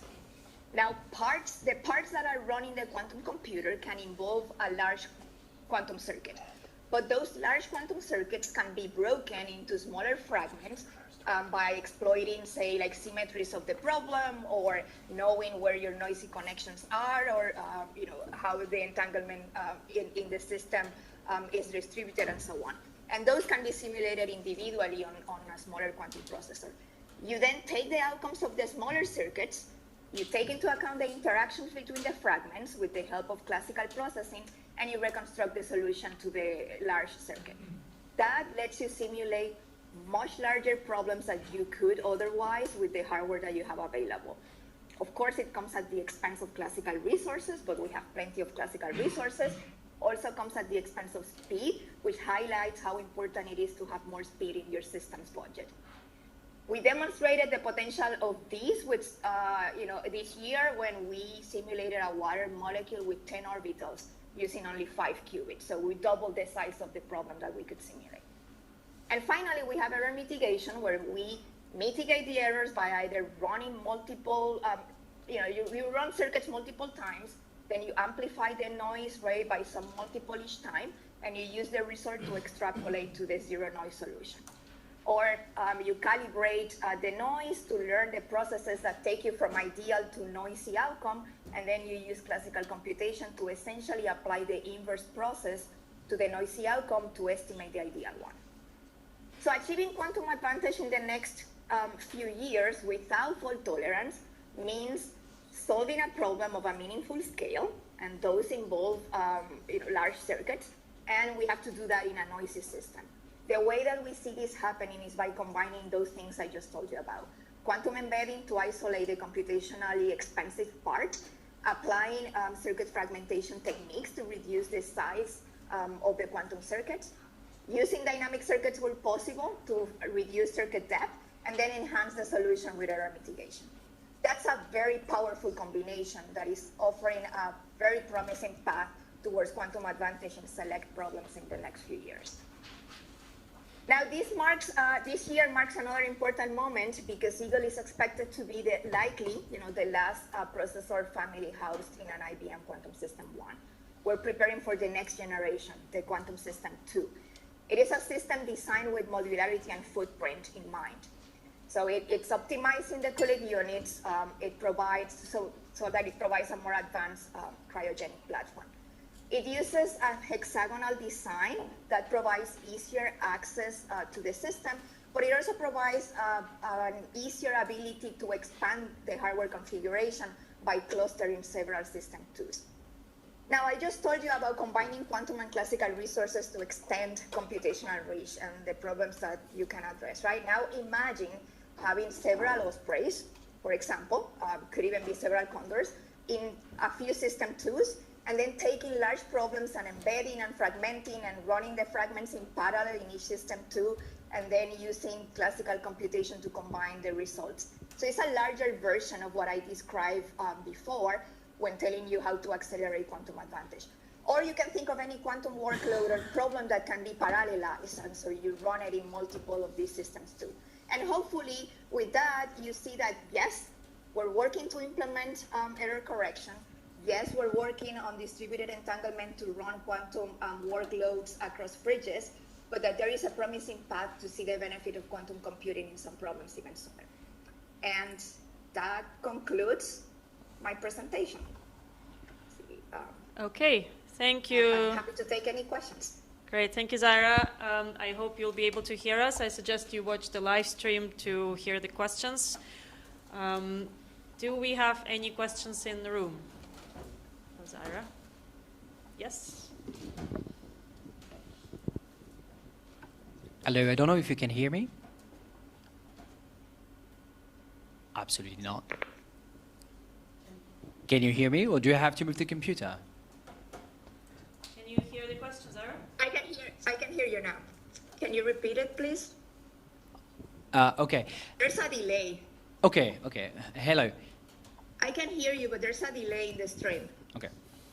I would like to know when do you see that we will achieve the same kind of industrial process we have now in the semiconductor, the regular one, to the quantum semiconductor? I assume this is like very artisanal. You don't work with the same kind of machineries. Most of the machineries are not there yet. When do you think we will be able to produce these quantum chips as the same way we are producing the regular chip today?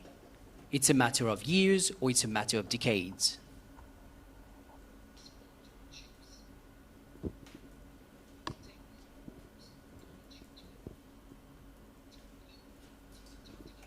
So you mean mass producing basically these quantum chips? Yes.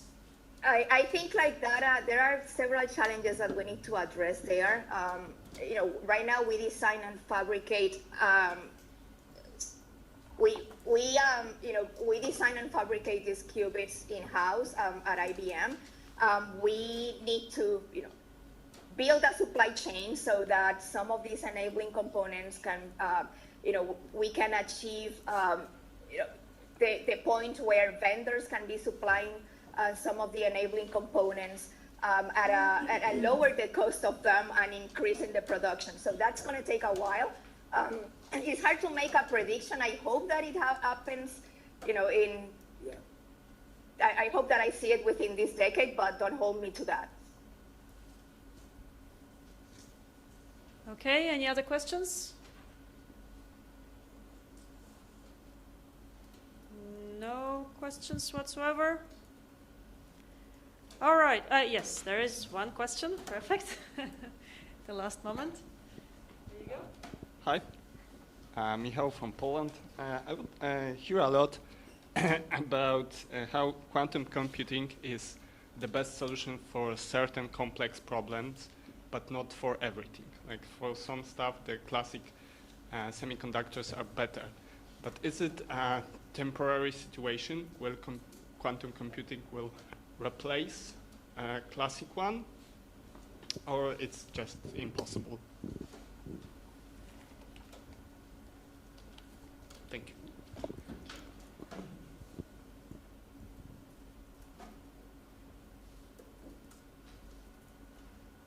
Well, as our Stefan and explained before, it is it's true that there will always be some problems that classical computers will do better. So quantum computers are not going to replace classical computers.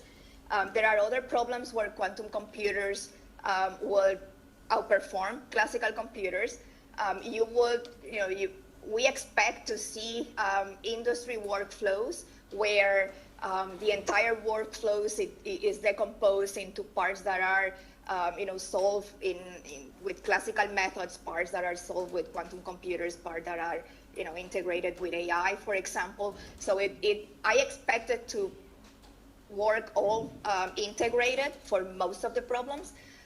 Remember also that it's not that you will ever replace the classical computers, because at the end of the day, even when you're using a quantum computer, the data that comes in is classical and the data that comes out is classical. So you always need that combination. All right, perfect. Any other questions? No, I wonder if that's a question. That's our next panelist. Wonderful, fantastic. Well, thank you so much, Zaira.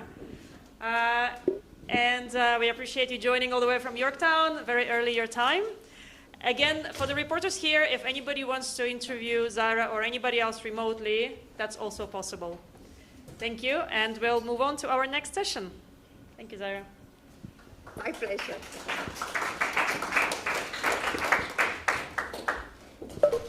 Okay. Hello, hi.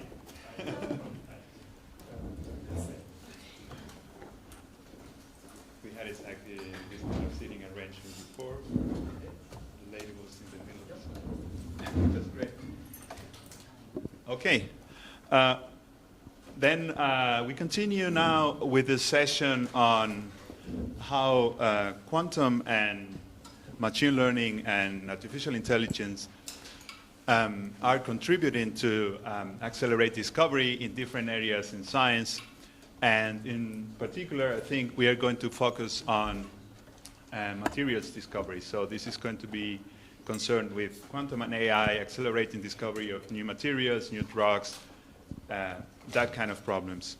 And for this session, we have two of our excellent researchers here at the IBM Research Europe Lab in Zurich. We have Pauline, forgive me if I mispronounce your last name, Pauline Olitro, pardon my French. And Pauline works on the quantum team, in particular on the team that is working in quantum for chemistry. And that is a team that I mentioned before when I talked about collaborations with CERN. So she's part of that team.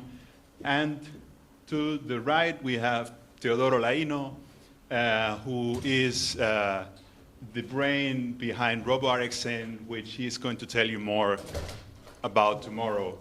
So for today, but we are not going to go very deep into RoboRxN. That's going to be tomorrow.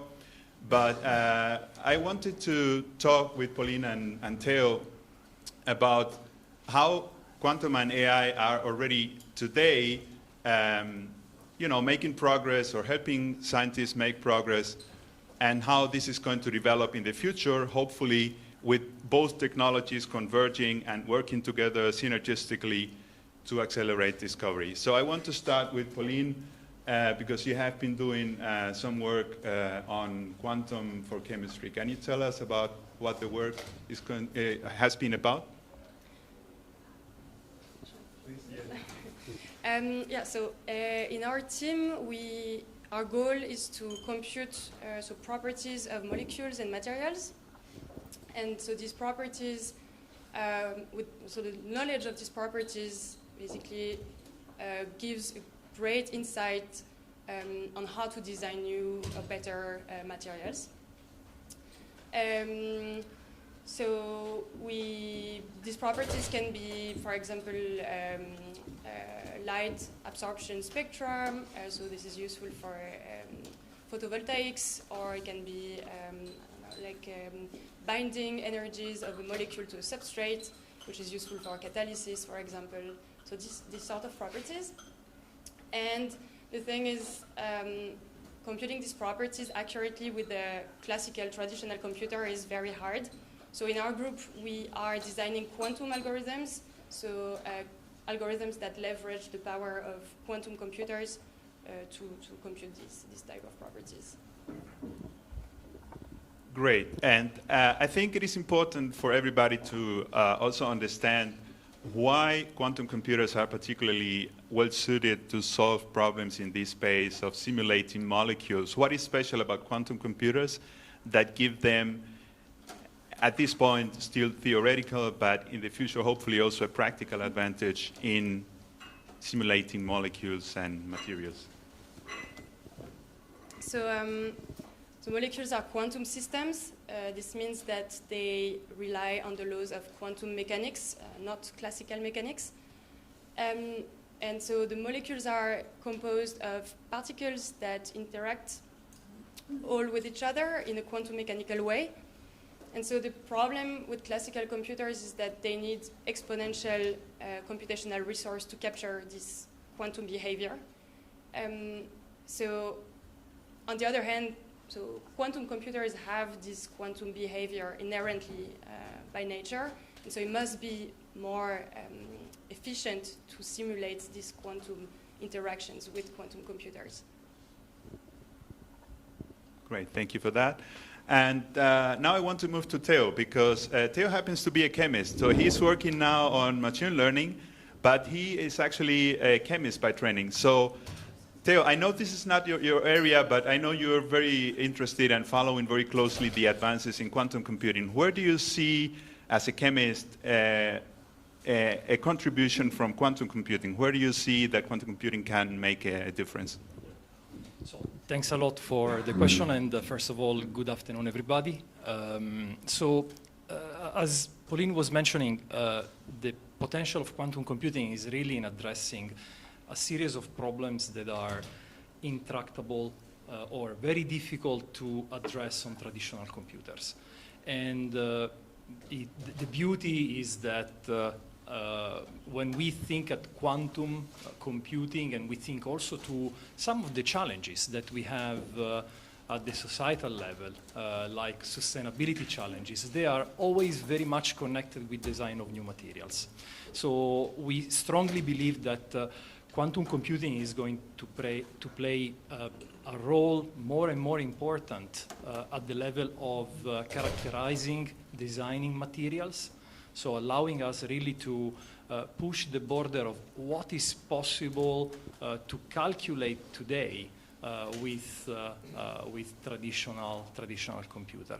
And actually, if I can connect, maybe I'm spoiling some of the the content that is coming later. Is going to have a very crucial importance in one strategy that we are pushing forward. Alessandro was mentioning that even at the beginning of this event, which is actually the accelerated discovery. How can we accelerate the discovery of new materials, but the discovery in science in general? So I strongly believe that we will have a very key role played by quantum computing, quantum technologies in that domain. Thank you very much. You didn't spoil too much. Alessandro also mentioned in his introductory speech that it is very important for quantum not to be for the specialists. I think Heike touched on that point as well. So we need really to make quantum available for everybody, for scientists, for people who are not quantum physicists or specialists. And this is a very interdisciplinary research field at this point. We have computer scientists, we have mathematicians, and one of the audiences, or one of the groups we want to really target and reach are chemists or other scientists. So, and in that regard, we have work that was developed mainly here at the Zurich lab, recently released a module of computational development toolkits that are specifically tailored for those kind of people who want to use quantum computers but don't have the expertise that a quantum physicist may have, don't know how a quantum computer really works at the core. And maybe you, Pauline, can tell us more about that. Yes, so we are developing an open source software that's called Qiskit that allows really a user that has no knowledge about quantum computing, but that is, for example, a chemist that has a knowledge about the chemistry, like the molecules or the system that he wants to look at, can come and still create a quantum algorithm and use the quantum computer so in a very easy way to get the type of properties that he wants. So in the software, in Qiskit, we have different libraries, and really they allow you to create, in a very straightforward way, a model for the type of applications that you're interested in. Thank you very much. By the way, the spelling is Qiskit without the U, so Qiskit. If you go to qiskit.org, you will find everything about Qiskit, and you can start right away. You can start using quantum computers, writing your own code there, and yeah. there is even also a quantum challenge that we do every year where you can also participate and try to beat the best in the world. But then moving again to Theo. So on, speaking about these Qiskit application modules, some of them are, as I said, targeted to chemists. What do you think is the advantage? How this is going to be accelerating the adoption of quantum computing in the chemistry community? So regarding the adoption, I need to stress exactly what Pauline was mentioning. The importance of this type of development is the one of making consumable the quantum computing architecture by non-domain experts without necessarily knowing theoretical physics. The aid of Qiskit is exactly the one of providing quantum computing resources in a way that is easier, more like a programming language. And that's definitely one aspect. But the other aspect is also the fact that when we have this way of democratizing the consumption of technologies like quantum computing, we are actually enabling people with a series of tools for constructing workflows in different domains. And this, I really believe, is one of the key features on the development of quantum architecture. So allowing people to construct workflow using quantum computing technology, but using those technology in framework like cloud. So constructing workflow for computing materials property or optimizing financial problems, and using the quantum computing really like an ad hoc accelerator for specific problems. Yeah, sure. Yeah, I think it's super important that you mentioned that we are trying to democratize quantum computing, and I think the IBM Qiskit team has done a great job producing a lot of content, a lot of materials to teach quantum computing in a very, nice and easy, really friendly way. And everyone can access this content for free on the IBM Quantum webpage. And I think there is really a lot of very nice content there. Yeah. Thank you for pointing that out. There is even a textbook, right, that the team developed for quantum developers. But then another question for you, Theo, now. I know it is still very early days, right? But we are already thinking at IBM about the convergence of quantum and AI, and that's going to be like supercharging both technologies. Where do you see that going? Do you see a timeline for that? Can you speak about that, and how do you imagine that future? So I will have, of course, to spoil a little bit some of the content that we are going to see better tomorrow. But we really believe that, as I mentioned before, quantum computing together with AI are going to play a very important role in enabling people to characterizing materials that are not existing, that are designed in silico, and computing properties, modeling the materials. And in this respect, AI and quantum are two technologies that are going to power the enriching of the knowledge that we have on materials. So there is a very, I would say, like two tracks running in parallel. Use of AI, use of quantum computing for constructing workflow for computing and characterizing materials, but at the same time doing that in a way that is computationally efficient, so with a minimal number of experiments. This is one part that we call AI and quantum enriched simulation. We use really the AI and the quantum to improve and enrich the characterization of the materials. Now, related to the combination of the two technologies, of course, there is lots of interest. And to a certain extent, chemistry is really the domain where we want to play.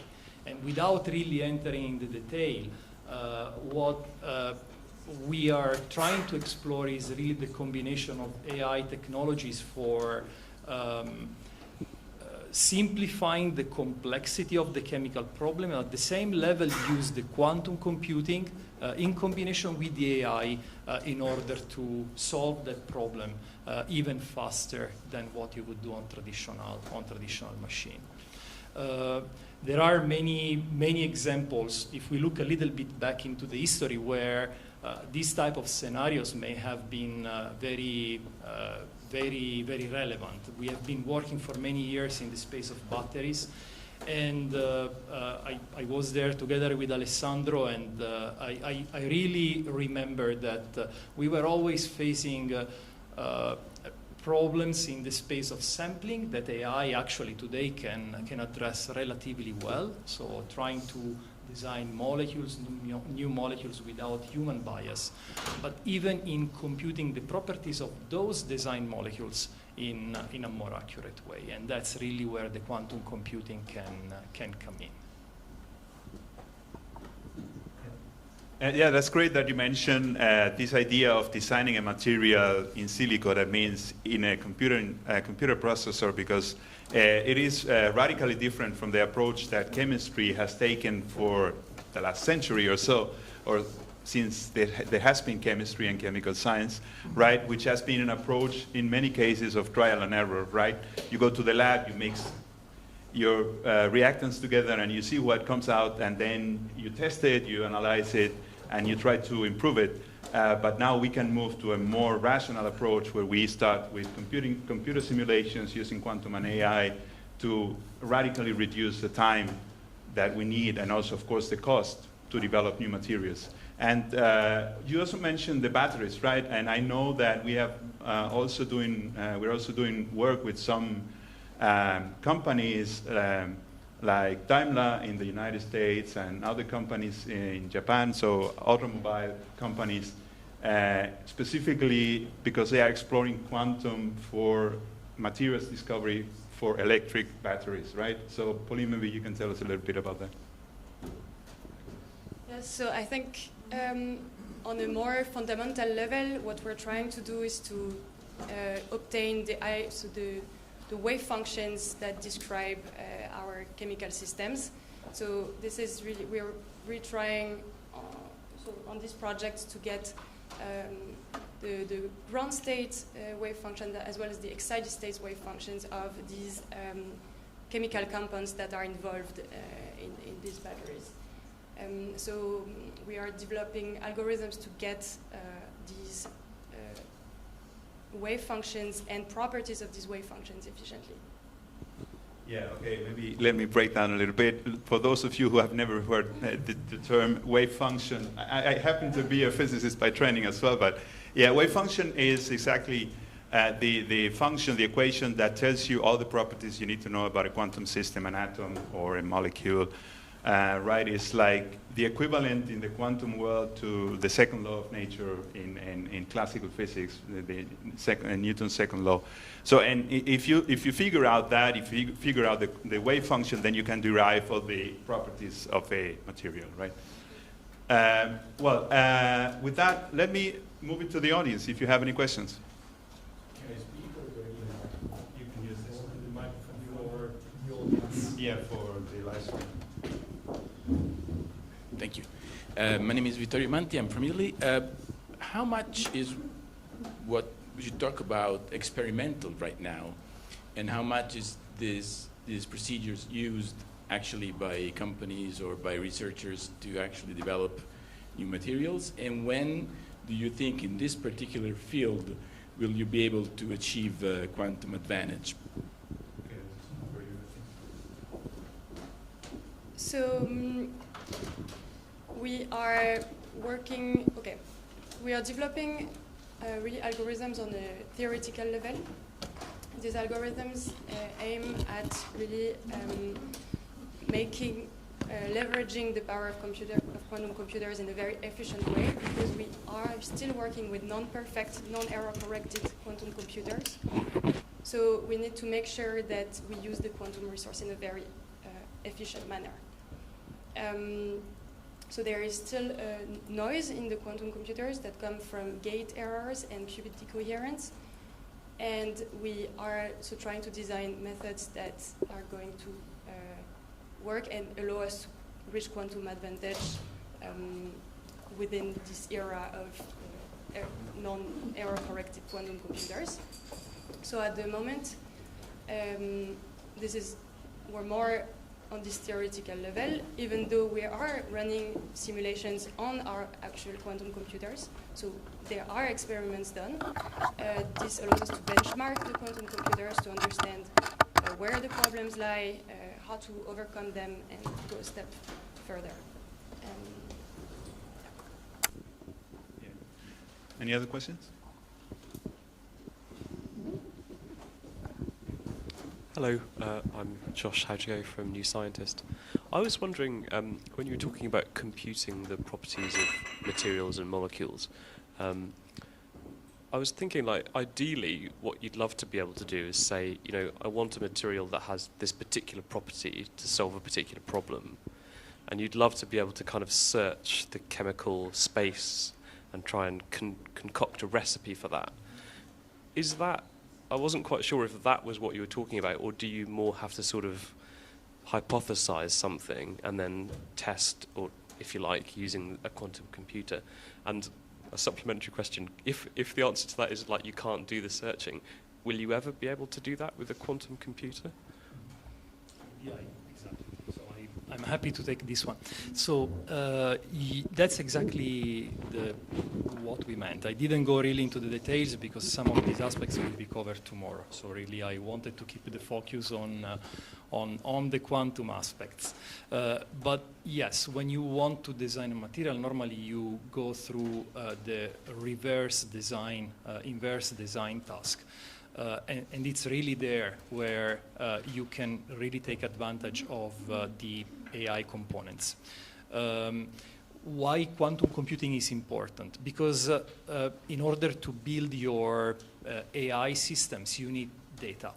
You need data for training the system and training the architecture, the models, and capturing really the essence, the physics of the material.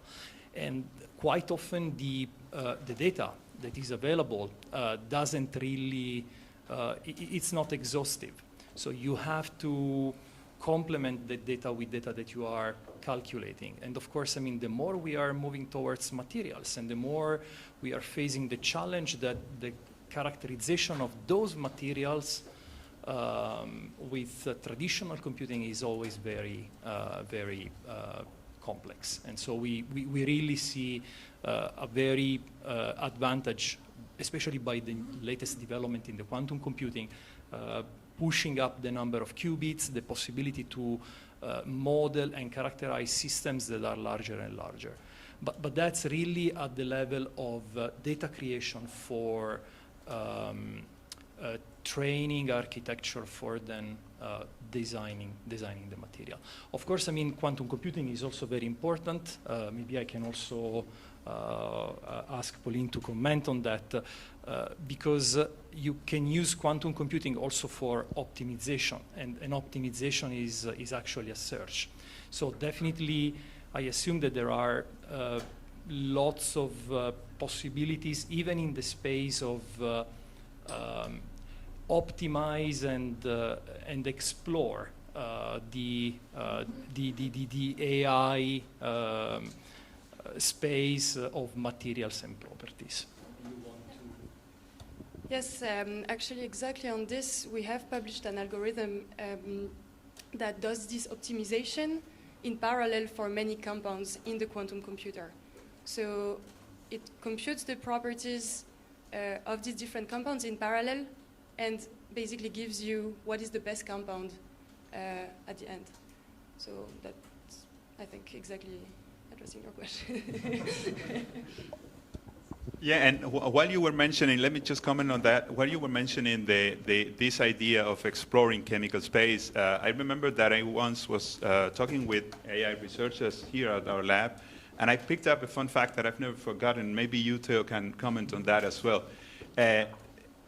The number of molecules we have developed so far in our technological era is in the order of magnitude of 10 to the 9. So that's some billions of molecules that we have developed in the chemical industry, pharmaceutical industry. But the amount of molecules possible that you can imagine, that you can build, is, I think, like in the range of 10 to the 60. So it's like really the amount of molecules we know how to make is like a very, very, very tiny island in the middle of the ocean. So maybe you can comment on that. No, exactly, and it's part of the exponential complexity of the material design. So what Pauline was mentioning is a very crucial step. If you can suddenly run high-throughput experiments on a quantum computer in parallel, you are like mimicking the use of a large number of traditional computers all running the same calculation in parallel. So I think it's a very important point. And of course, I mean, quantum computing by itself may have some applications that are really dictated by the size of the qubits available, but the combination with AI, it's really showing the power even at these stages. And that's actually a very, very interesting, a very, very rich field of research at the moment. Any other questions? I had one. Okay, thank you. Ben Flanagan from Wired magazine.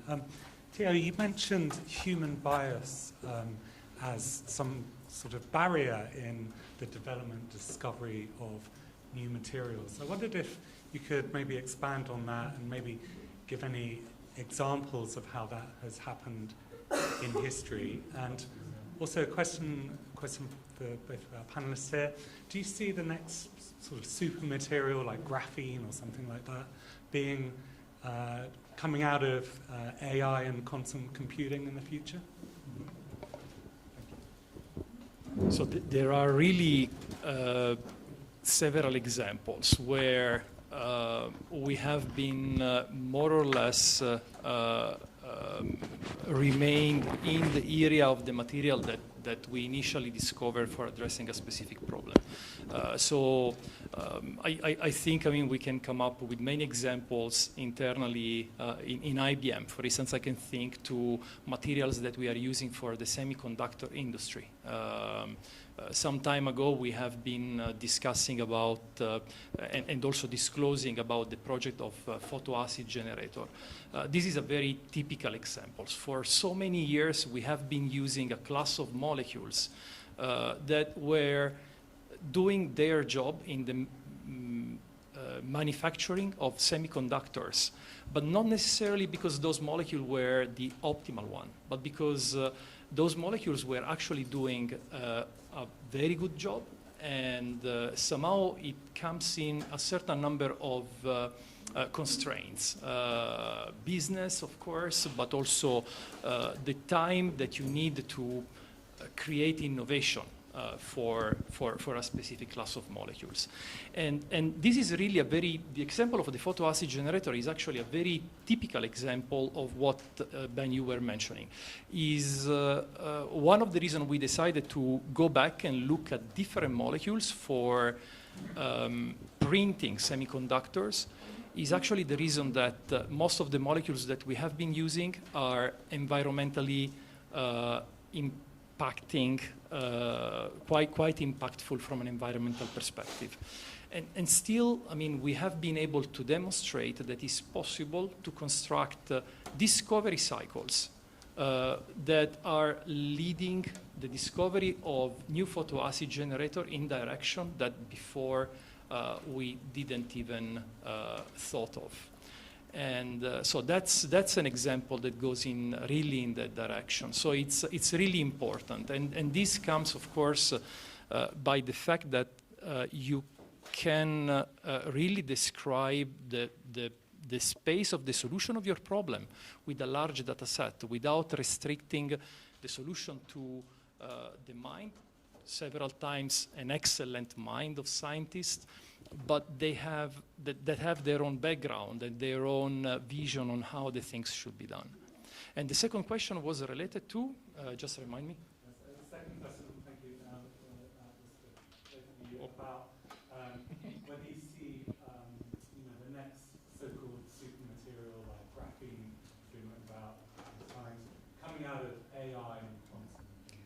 Yes, so with quantum computers, we are going to be able to simulate molecules that are more complex without all the approximations that are needed classically to simulate them.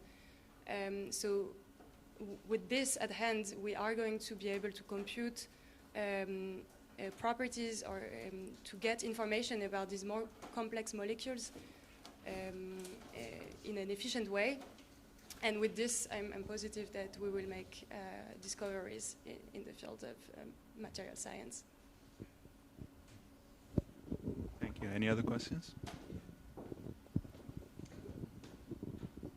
I have a question about the results, because you said you got classical computers and you need a lot of power to make them compute something on a quantum level.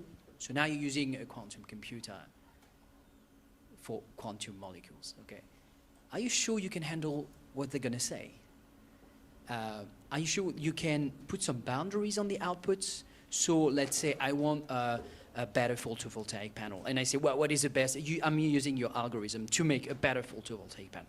And I've got the result, and just like in the Hitchhiker's Guide of the Galaxy, I don't understand the answer. Say, how can I make this molecule? How is it even possible? Can you make the boundaries? Can you make the people using your algorithm sure that I can manage this molecule, I can produce it, or like it's completely alien, what the heck is it?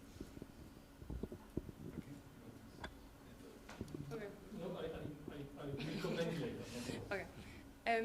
So from the simulation step, I think then you have to go also to the synthesis step and to the experimental step, where then you give your information, you give your insight, your theoretical insight to experimentalists that are going to then try those hypotheses.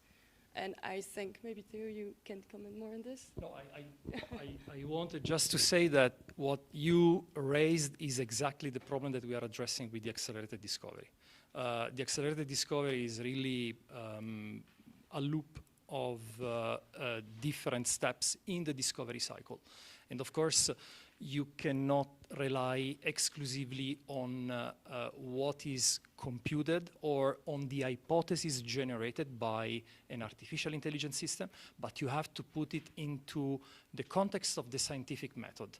So you use your previous knowledge for creating hypotheses. The hypotheses have to be tested, and the tested hypotheses are deciding whether the knowledge that you had was sufficient to create the hypothesis. If not, you have to improve the knowledge and then reiterate the entire process. But I think I'm spoiling too much about tomorrow. So a little bit of patience, and we are going to give you a way deeper and more detailed overview than what I just said. Yeah. Yeah, thank you. Maybe I can just comment quickly on that. I mean, it's as Theo mentioned, it's a cyclic process, right? So you start with the simulation maybe in a computer, then you go to the lab, you synthesize that molecule, you test it, you see, okay, did I get what I expected? If not, then I go back to the simulation, what was wrong in my simulation, then I can improve my simulations. And so, each step fits into the next. And for example, in the drug discovery space, you have for cancer drugs, you have cost in the billions, right, for each drug you develop, and it takes very long, right? And you cannot impact all of the steps in that discovery process, but if you can impact the first steps where you are screening many different molecules, that could be a contribution towards making the discovery process much shorter and also less expensive, right? So, any other questions? If that's not the case, then I invite you to not miss tomorrow's presentation of RoboRxN. And thank you to all for your attention, and thank you, Pauline and Theo.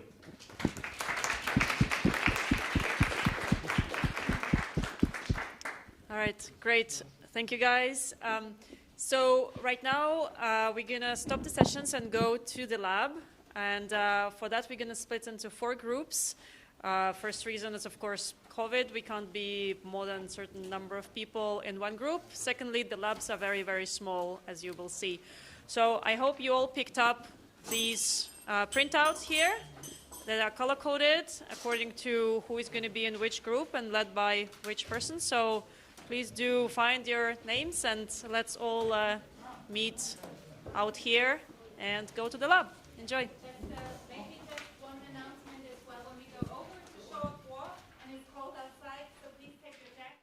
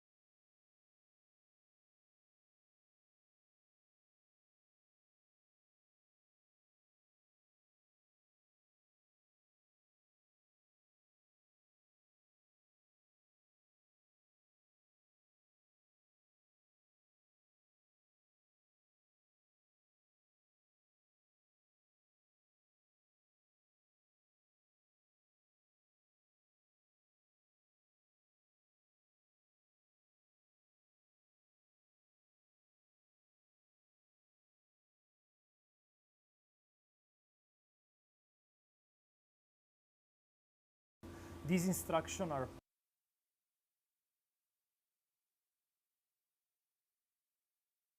welcome. We are in the Robo RxN lab, and what we are seeing here on my left is actually the automation platform, the commercial automation platform that is executing the action that are programmed by the machine learning algorithms.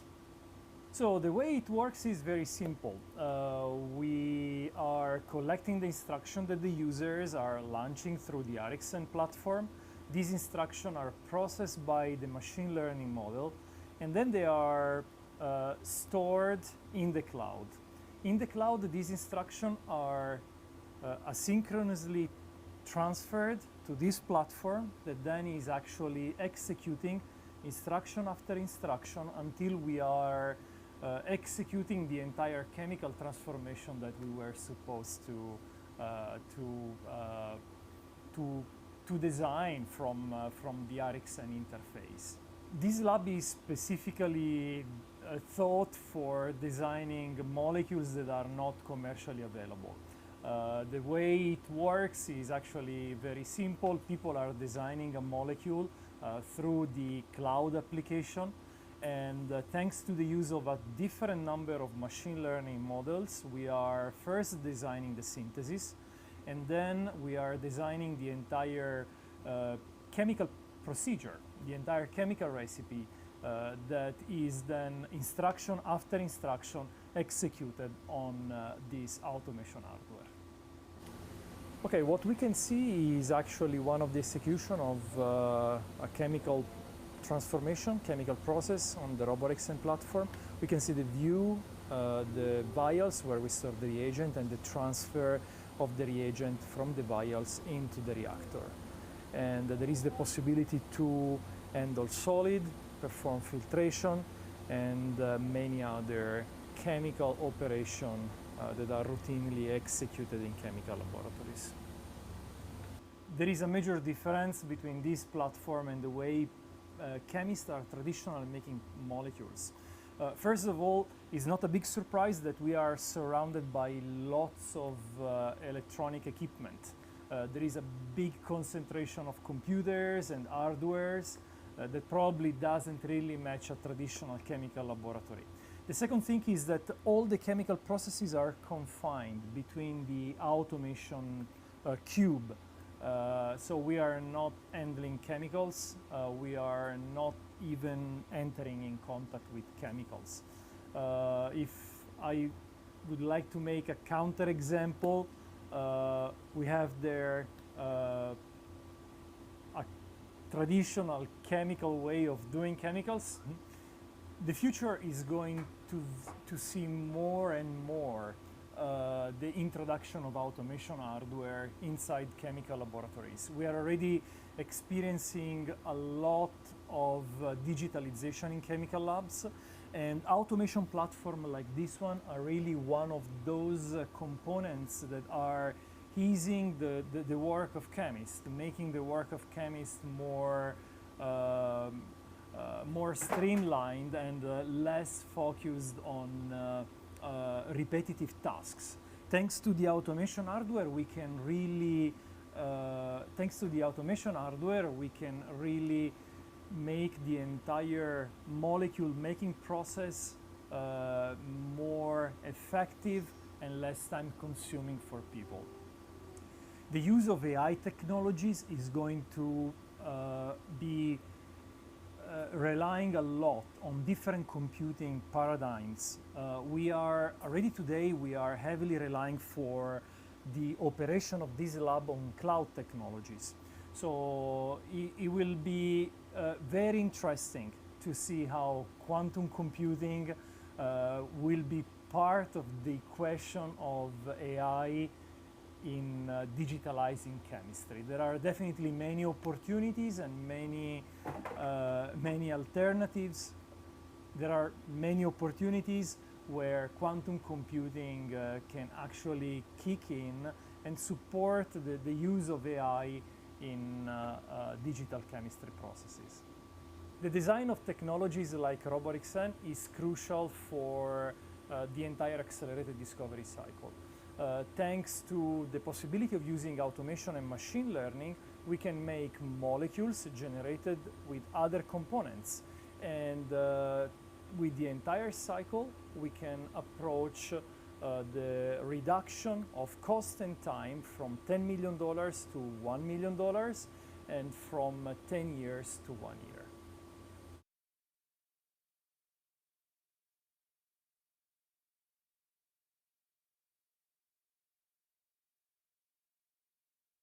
So we are here at the STM and AFM lab, so we are doing microscopy in the end. And so what you're seeing here, that's actually one of our microscopes. We use them to, in the end, look at single molecules and even single atoms. So this is really very high resolution microscopy, and that's also why we cannot use this, let's say, standard optical microscopy techniques, but we have to rely on scanning probe microscopy to actually look at those structures.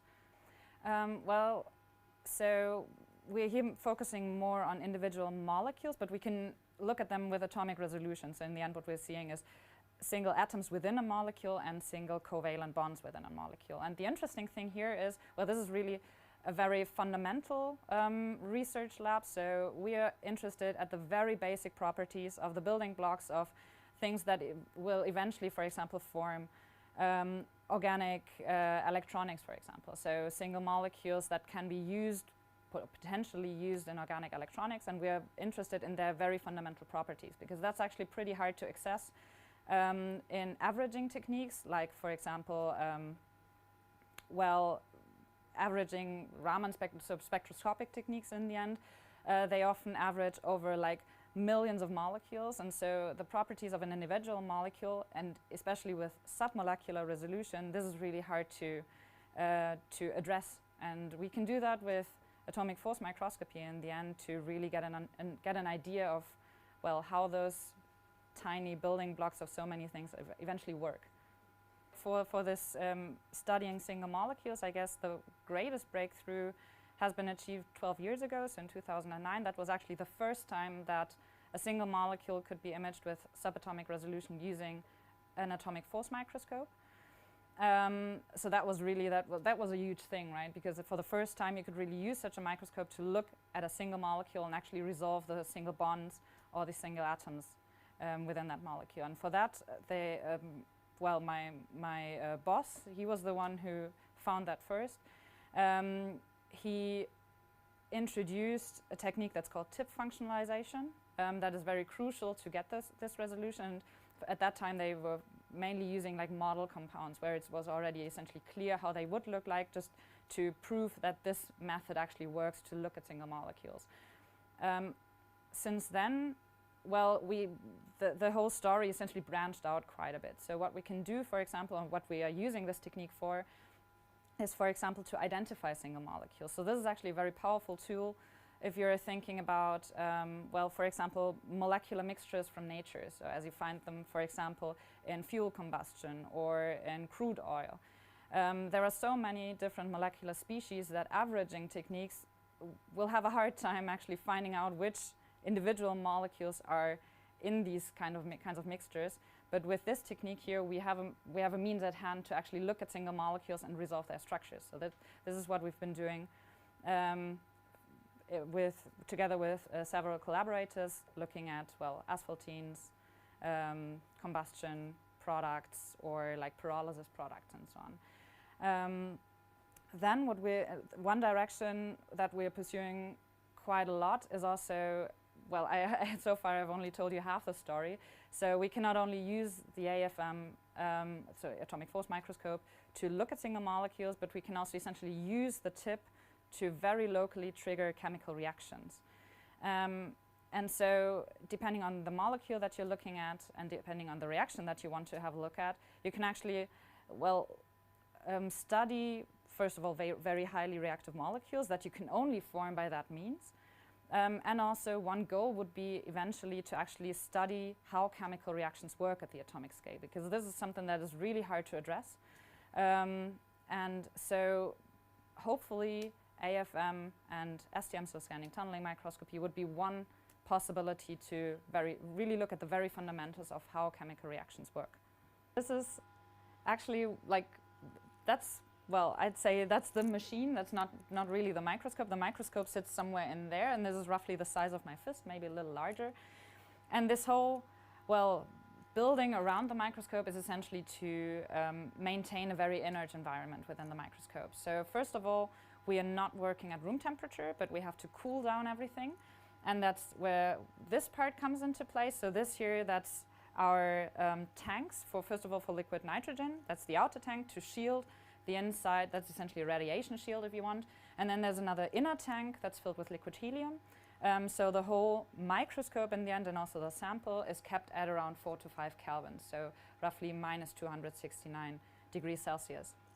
So that's actually pretty cold. And the second thing, and that's what all this stainless steel is in the end for, we're not working at ambient pressure, but in the so-called ultra-high vacuum conditions. So at around 10 to the minus 11 millibars, that's roughly the pressure that we have directly in the middle between Earth and Moon. So this is really very low pressure, and we need these very rigid components to keep the ambient pressure outside and to really maintain this very clean and cold environment within the microscope. Well, we're not really looking inside. This is all in the end computer-based. Since this is not an optical microscope, we don't have an ocular where we can really look through and then in the end see our sample. But what we're doing is, we're with a special software and with special electronics, we are scanning the tip across the surface, and at each pixel, if you want, we are recording certain properties. So for example, in scanning tunneling microscopy, we would record a tunnel current at each point in the sample, and this tunnel current would then allow us to draw certain conclusions on the properties of the sample. With AFM, we are measuring, well, then it gets a little more complicated. At that point, we are actually having the tip oscillating, and we're at a certain amplitude. And by changing, or due to changing forces between the oscillating tip and the sample, the resonance frequency, so the oscillating frequency of this whole system changes. And this then is a measure for the strength of the force between the tip and the sample.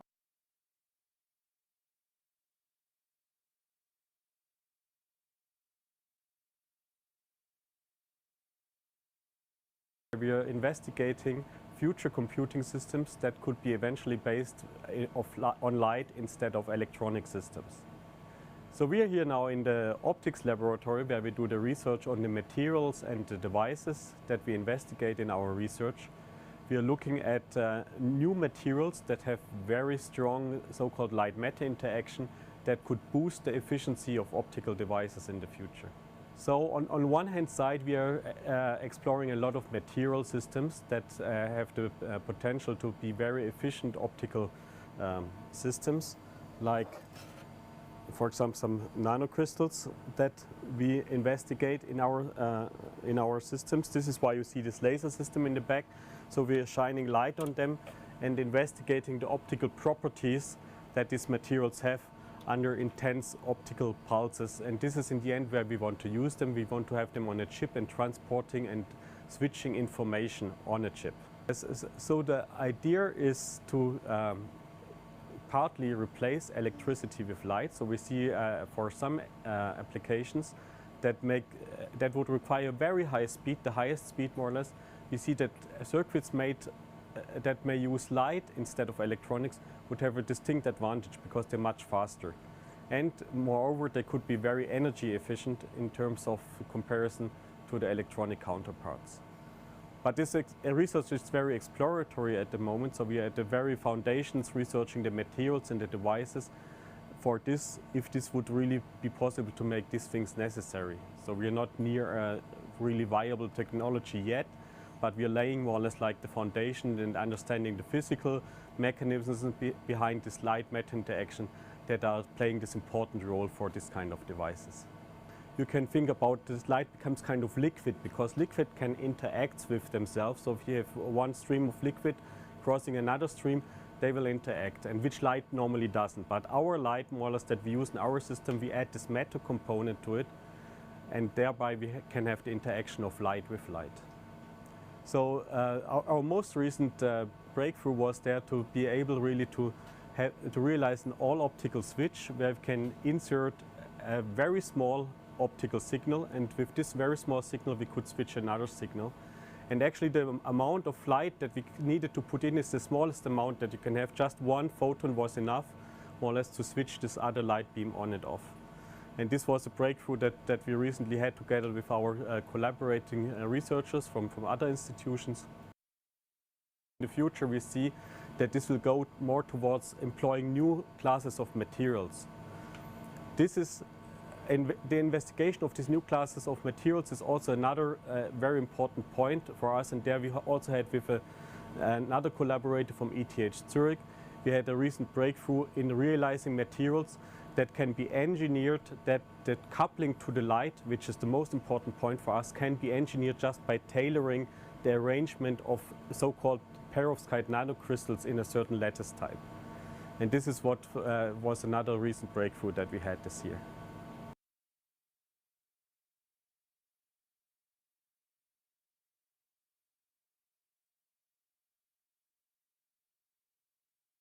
So we are here live in one of our quantum labs at the IBM Research Campus in Zurich. It's really a beautiful campus, but it's not only a beautiful campus, but also a beautiful and very exciting lab here. Because we are actually next to a lab where 35 years ago, Nobel Prize winning experiments were done. And my colleagues at that time, they discovered high temperature superconductivity. And so behind me or next to me, you see actually one part of a quantum computer, right? It's a more complex thing. What you see here is a dilution refrigerator. We call it also fridge, and it actually cools down the quantum processors to very low temperature, and much lower than actually your fridge at home where you store your food. So it goes down to almost zero temperature, to about 10 to 20 millikelvin. This is how cold the quantum processor needs to be. And you see it's also quite a big thing, as you have seen. And we also have connected to the fridge here, then also electronics, where we then can communicate with the quantum processor. It's actually about 100 times colder than outer space. And I mean, this is a demonstration also of what technology is able to do, right? It cools down things, and actually today it's done in a quite engineered manner. Like 20 years ago, this was much more cumbersome for physicists to do these low temperature experiments. But today, that's really a technology which is very much used and not so much of a difficulty anymore. What you see here now in the video, which is shown, is how this fridge is kind of uncovered to the inside. There are different cylinders which need to be taken off when you need to exchange the quantum processor. And then you see the inner core of the inner life of the quantum computer. And perhaps we can also show a more detailed picture of the inner life, as we can't see it very well. And I explain a few things towards that. So because we have the electronics outside, we have room temperature outside, but then we go to a temperature 100 times colder than outer space. And so we run actually here, what you see in this figure is actually that the quantum processor sits behind this cylinder at the bottom, which you see. And this is where the coldest spot is in the quantum processor. And then what you also see are these lines which are running down. And these are superconducting coaxial cables where actually microwaves are transported in order to talk to the quantum processor behind. And all this is inside this fridge. It's currently used, and that's why we can't open it. It's not really not like a typical classical digital computer, as you know, where you have a keyboard and you have a screen, and it's used transistors as the smallest parts of it. But it's a completely different mechanism and physics behind how these computers work. So actually in these quantum computers, there are qubits used, so-called quantum bits, which are actually the unit of information carrier here. And in classical digital computers, which we all know, we use so-called bits. And we know that they can be a 1 or a 0. And then we can encode information in these 1s and 0s, and we can do processing of information. So in the quantum computer, it's really working different because the laws of quantum physics are used to do calculations. And so, as I mentioned, we use quantum bits or qubits, and they can be a 1, a 0, or something in between. So this is one quantum phenomena. There are actually other quantum phenomena also used for the calculations, like entanglement and interference. And because of this quantum mechanics and quantum physics, the power of these quantum computers can be really exponentially different than the classical computers. And that makes them really interesting and really a breakthrough technology which is coming.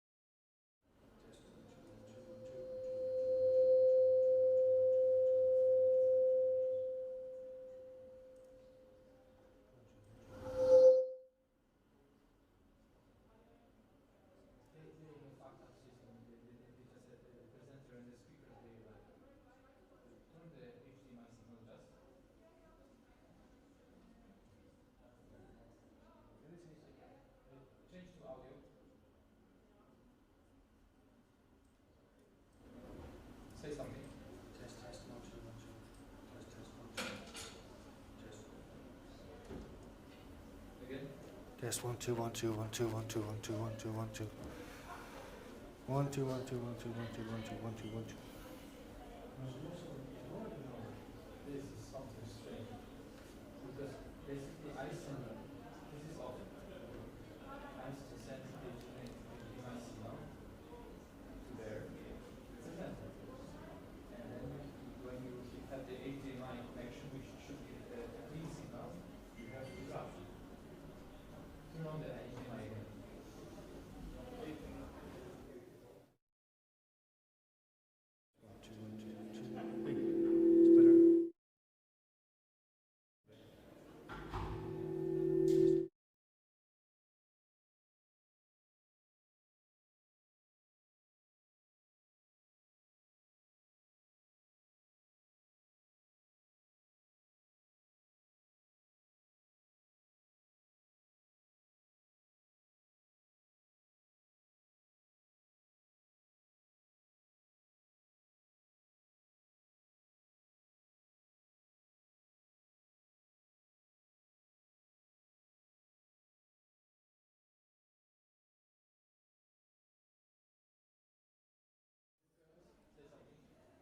Test 1 2 1 2.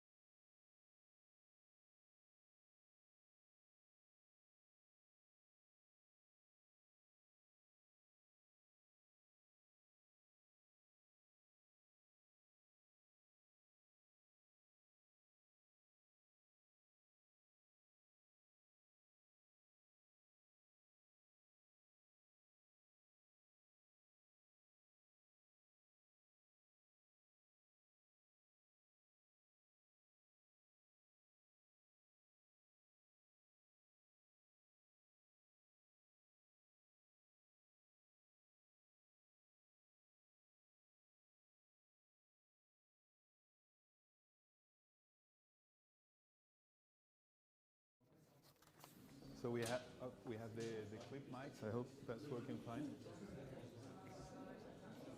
Yeah. Yeah. He gave me those. Yeah. But maybe you can monitor if they are listening, if they.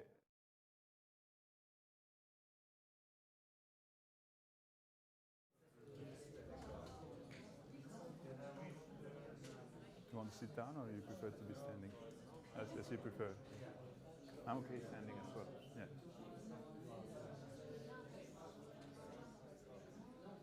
Okay. Good. Welcome to the last session on today's agenda. And I hope after the lab tours you get a sense of what our researchers here in IBM Research Zurich are doing beyond just developing quantum computing and artificial intelligence and things that are really at the core of what you would imagine in an IT company, in a technology company like IBM. But you also got an insight into research that is more exploratory in nature. So you went to the AFM labs where you saw how we are manipulating matter at the atomic level, and you went and visit also the photonics lab where Thilo explained to you how they are using light to build components for logical circuits that don't use any electronics. So that's hopefully going to be the future someday, that we're going to be able to compute with light instead of electrons.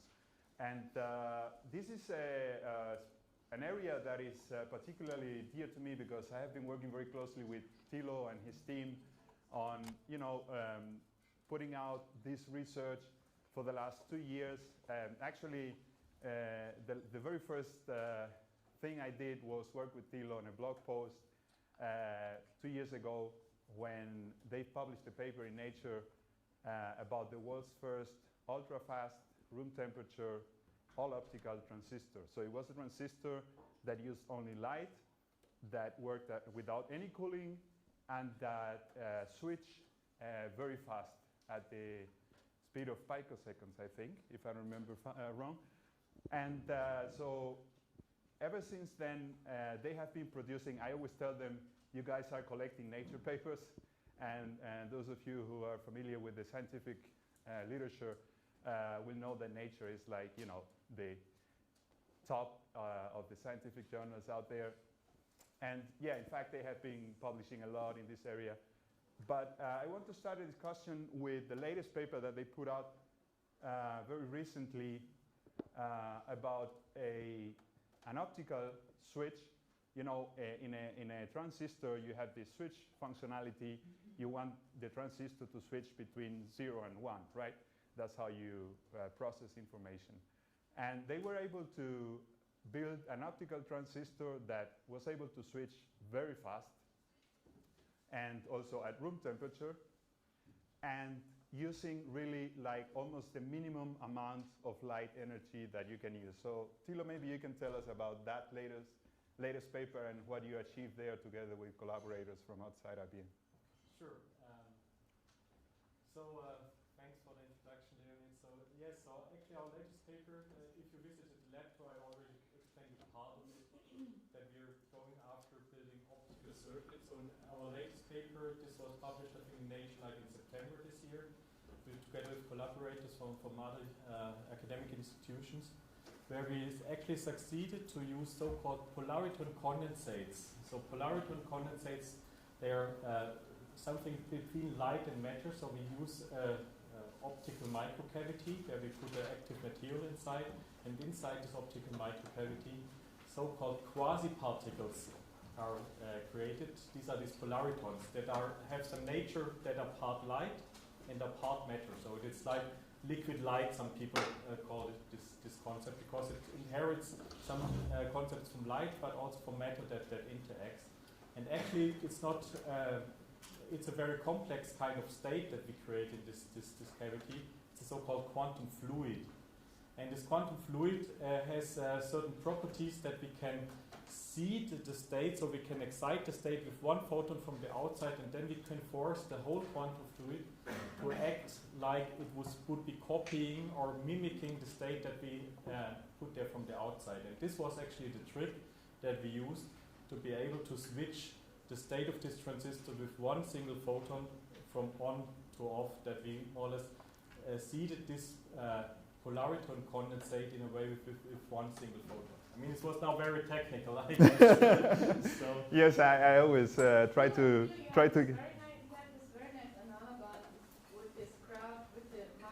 Yeah, so exactly. So this Bose-Einstein condensation. This is a phenomenon. This is predicted since the 1920s by Einstein. This is where the name is coming. And then it was actually first realized in experiment in 1995 with ultra-cold atoms. And you can imagine in this Bose-Einstein condensation, normally if you have matter like in a gas or so, the particles are swirling around without being correlated. In this Bose-Einstein condensation, the particles start to lock more or less their motion and their behavior with the other particles that are around. So more or less you can think about it like a group of people really marching in lockstep, and this is what's this Bose-Einstein condensation. So they don't behave like individual particles anymore, but they behave like coherent, giant light matter wave. And this is actually what we're exploiting in these phenomena, is that we're directing this group of people now with just having, let's say, one cheerleader in front, and this cheerleader tells them stop, then the transistor stops, or tells them go, and then the transistor, the optical current flows. And this is actually the mechanism that we are exploiting in these experiments. Yeah, exactly. That's a very good analogy. Like you have all the photons that usually don't behave in a collective, coordinated manner. You get them to behave like that, and that's really the key to the function, the way this switch and this transistor functions, right? And it also brings us back to the analogy with the liquid, with the fluid that Thilo mentioned, right? Because maybe you can explain a little bit what the difference is. Usually in a material or in a vacuum, you have the quanta of light. You know, you can look at light as a wave, but you can also study some phenomena looking at light as quanta of light. Those are the photons, right? That's where the word photonics come from. Usually, as we mentioned, these photons don't interact with each other. That's why if you have two coherent light sources in a vacuum, it's like the two light beams are crossing each other, but they are not changing anything in the other, right? So they're not interacting with one another. So in that regard, they are behaving like, you probably can say, like particles in a gas. So they are like, each of them is moving around independently, not bumping into the other very often, not interacting with each other. But inside a material, if you build the material in the right way, you can make those photons that behave normally as a gas, you can make them behave as a liquid. And that's the key, to make them behave collectively and to get these huge responses that you get in the switch and in the transistor, right? Exactly. So is the concept somehow connected to coherence of light waves? Sorry, Is the concept related to coherence in light waves? Because if you say that you have light waves marching step by step, I'm thinking of coherence there. Exactly. So this Bose-Einstein condensation is like the poster child of a coherent light matter wave. So this gives you some coherence, which is really extending over microscopic distances. Normally, for example, with atoms or so, the coherence doesn't extend far, but now with this Bose-Einstein condensate, you can have it extend over many micrometers, which is huge in terms of for physicists.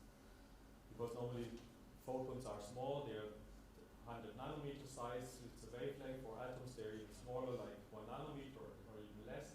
But now with this giant light matter wave, you spread the coherence spreads over many micrometers and involves many particles, so to say, that they more or less act like a giant light matter wave instead of just the sum of the individual particles. And actually, this quantum fluid has some amazing properties also. That's is there. So it has what we call superfluidity. So for example, we insert this quantum fluid in our structures, it will flow around obstacles without any resistance to it.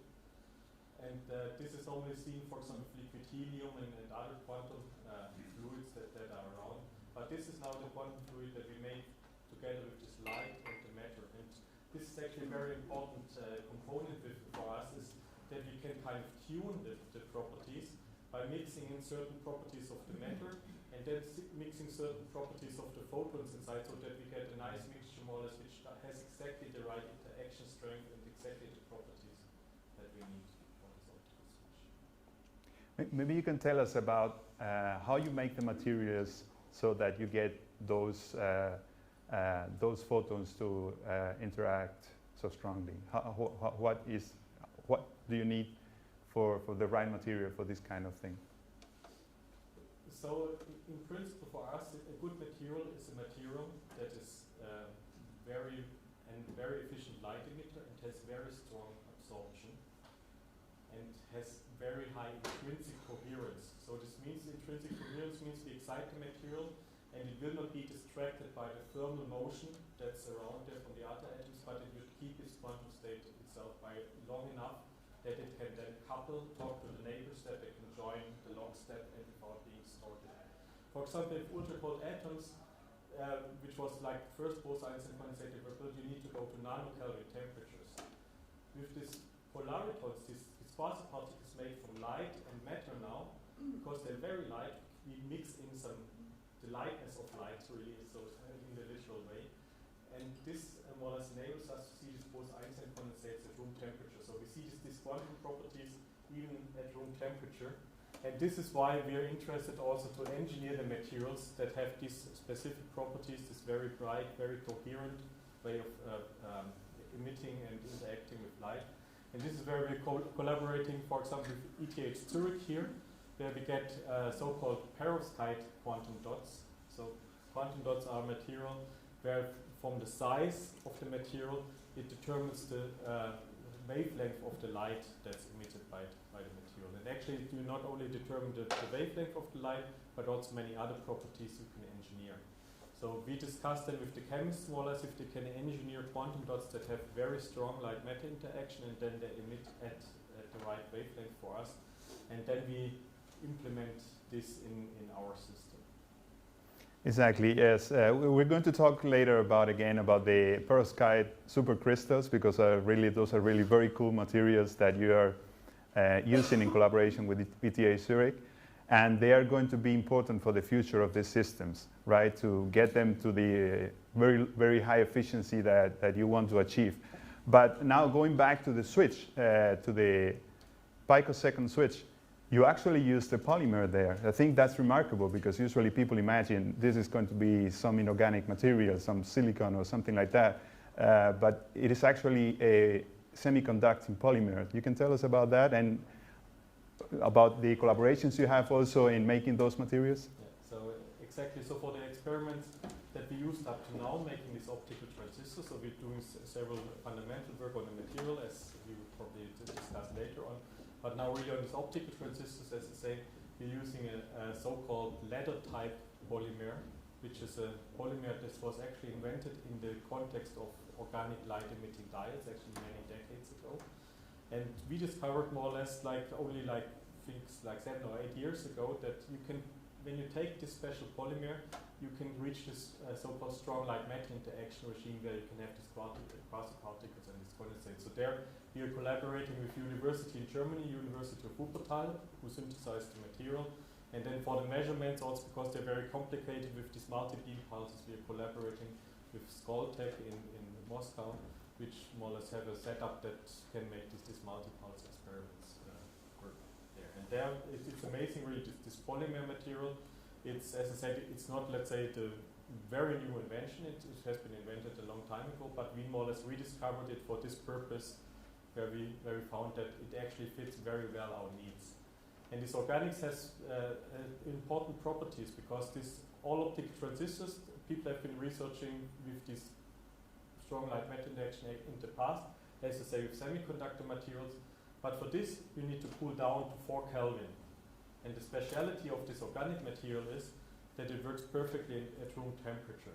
It has to do with some certain energy levels that are available in the material. So in semiconductors, the so-called binding energies of the exciton, this means of the optical excitations that you excite, is so low that at room temperature they dissociate, so that they vanish by itself. In this organics, they are stable. You can excite this material, and it keeps the excitation for long enough time that you can see the strong light-matter interaction, even at room temperature.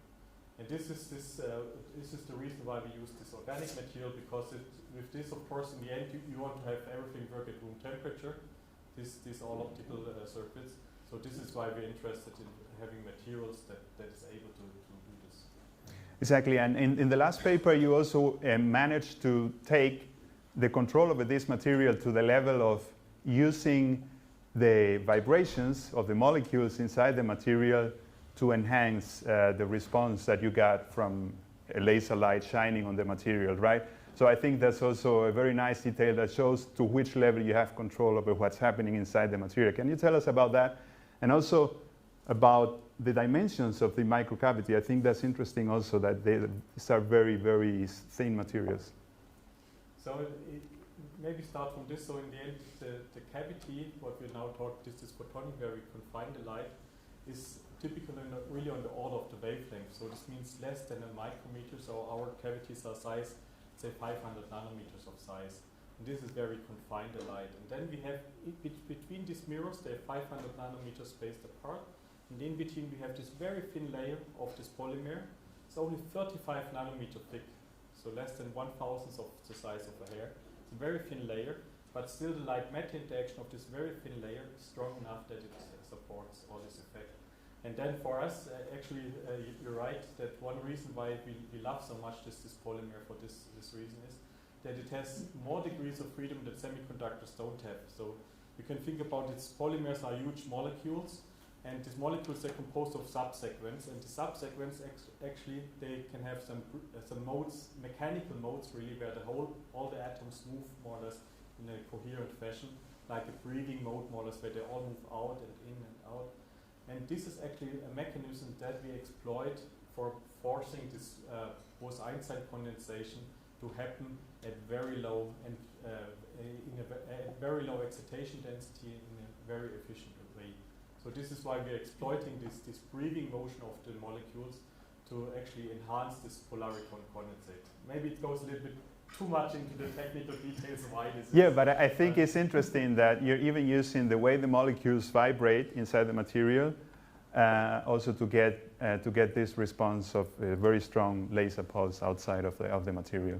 Okay, maybe let's move to another paper that you published also a while ago, where you, and this is moving away from the polymers, you use silicon, which is a kind of standard material in the semiconducting industry, to make a very efficient waveguide. So this is like the sort of conduit you would use to connect two of these optical transistors with one another. And you discovered something, you came up with a trick to make silicon, which is actually a strongly absorbing material for visible light. If you put light through silicon, it's going to absorb a lot of light. But you use a very nice nanotechnology trick to make silicon not absorb light, visible light, so strongly, and so you could transport that light across this waveguide. Can you tell us about that? Yeah, sure. Yes, actually, as Ellen pointed out, so in the end, we want to have several of these optical transistors and want to wire them. So the most advanced technology that's out there, I think, in terms of integrated photonics is silicon photonics. So where one uses silicon material to guide the light on a chip. And this is, for example, used for making optical circuits for data communication. However, for us, these polaritons, these special states and these polymers, they emit in the visible wavelength range. And silicon, as you might know, is the basis of solar cells because it's so perfectly absorbing. So it's a perfectly absorbing material. More or less, when you have it, it's like very black. So when I would tell you now, I give you this black material and I want to make very shiny mirrors from this, you would say, are you crazy? Because this cannot work that you have, let's say, very highly reflective structures made from very absorbing material. But effectively, this is where nanotechnology comes to our help. So this is what we discovered first in simulations, that actually when you chop the silicon to very fine dimensions, much smaller than the wavelength of the light, you can make a grating, just like a regular grating, and then the material absorption itself doesn't play a big role anymore. And then you can confine the light between two of these gratings, and it stays there even if it's of visible wavelength. So this means you can make a very effective light guide from absorbing material, which still transports the light with very low loss.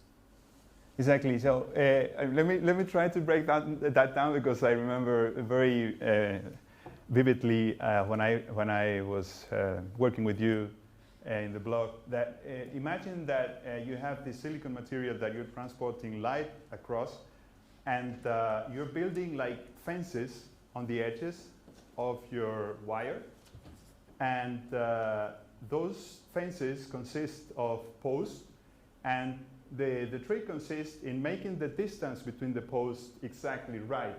It's like there is no wiring connecting these posts. It's only posts and holes in between. But if you make those holes the right size, then the light remains trapped inside the wire, right? Exactly. And this is more or less the trick that we use, that light actually does not penetrate into the silicon itself. It stays confined in between, but more or less it bounces off the silicon as soon as it comes near it. And this is why it's never absorbed by the material. So you have these absorbing posts, but they actually only very little amount of light actually enters it and is absorbed. This is why the overall absorption is incredibly low. So this is why you can make a very shiny, very high quality light guide on a chip, even if the light itself would be absorbed by the material itself immediately. Great. So speaking of absorption, absorption is important because you want, of course, your systems to have the maximum efficient possible. So you don't want to lose light. But another factor that is key for the efficiency of these systems that you're building is these perovskite materials that you mentioned before, right? Because I think you also mentioned during the lab tours that right now for the switch that you built and published the paper in September, you were able to switch with just a few photons, which is like really almost the minimum amount of light that you can use. But the problem you have is that the laser that you're using to operate the switch still consumes quite a lot of power. And one solution to that could be in using these perovskite materials that you're using in collaboration with the ETH Zurich groups, right? Exactly. So we already know, more or less, we are now exploring these all-optical transistor contacts on the basis of this polymer, but we already know that this polymer material will probably not take us to the very most energy efficient devices. And this is why we are investigating new classes of materials like perovskite nanocrystals, where we have big hopes, more or less, that it will give us a big boost in terms of energy efficiency for these optical switches. So there we have this collaboration with ETH Zurich, with the group of Maxim Kovalenko, who synthesized this material there.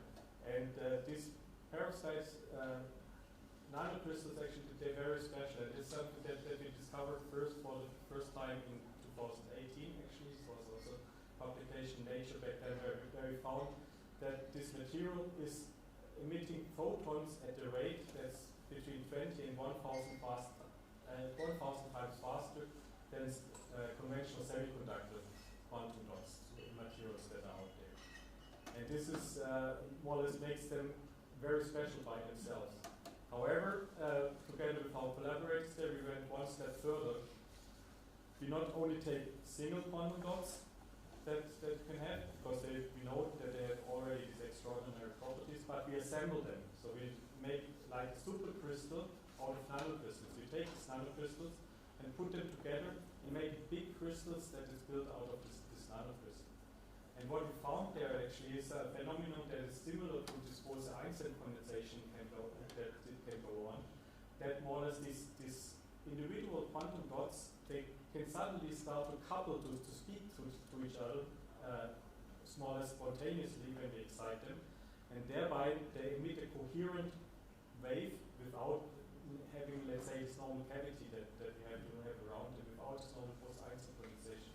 And this comes from the fact that they have an extraordinarily strong light-matter interaction. And then when you succeed more or less in ordering them in the right way, making a big crystals out of many small crystals, then you also can generate like a giant oscillator, like a giant emitter, so they act like one big quantum dot instead of just a sum of several individual ones. And this is a fact that we discovered actually in 2018. And then what you're alluding to is our newest publication with the ETH group. There was this, I think it was in May this year, on the cover of Nature actually, where we succeeded more or less together with our collaborators to build these nanocrystals in a way and realize many different crystal orientations. So we make a crystal out of crystals.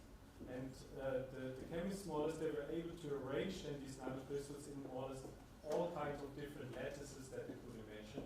And by using this, we were able to control this collective emission that we found, so-called superfluorescence that we see, which is so important for our applications where we want to have this strong light-matter interaction.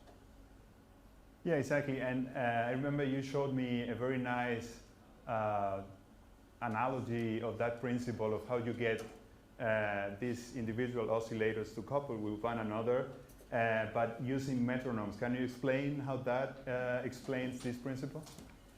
Maybe describe the setup when you put several metronomes. Many of these videos on YouTube, of course, because it's an amazing effect that more or less explains this intrinsic quantum phenomenon in a very classical system. So what happens when you have metronomes, like for musicians, in a tick-tock, tick-tock, you take not one, you take several of them.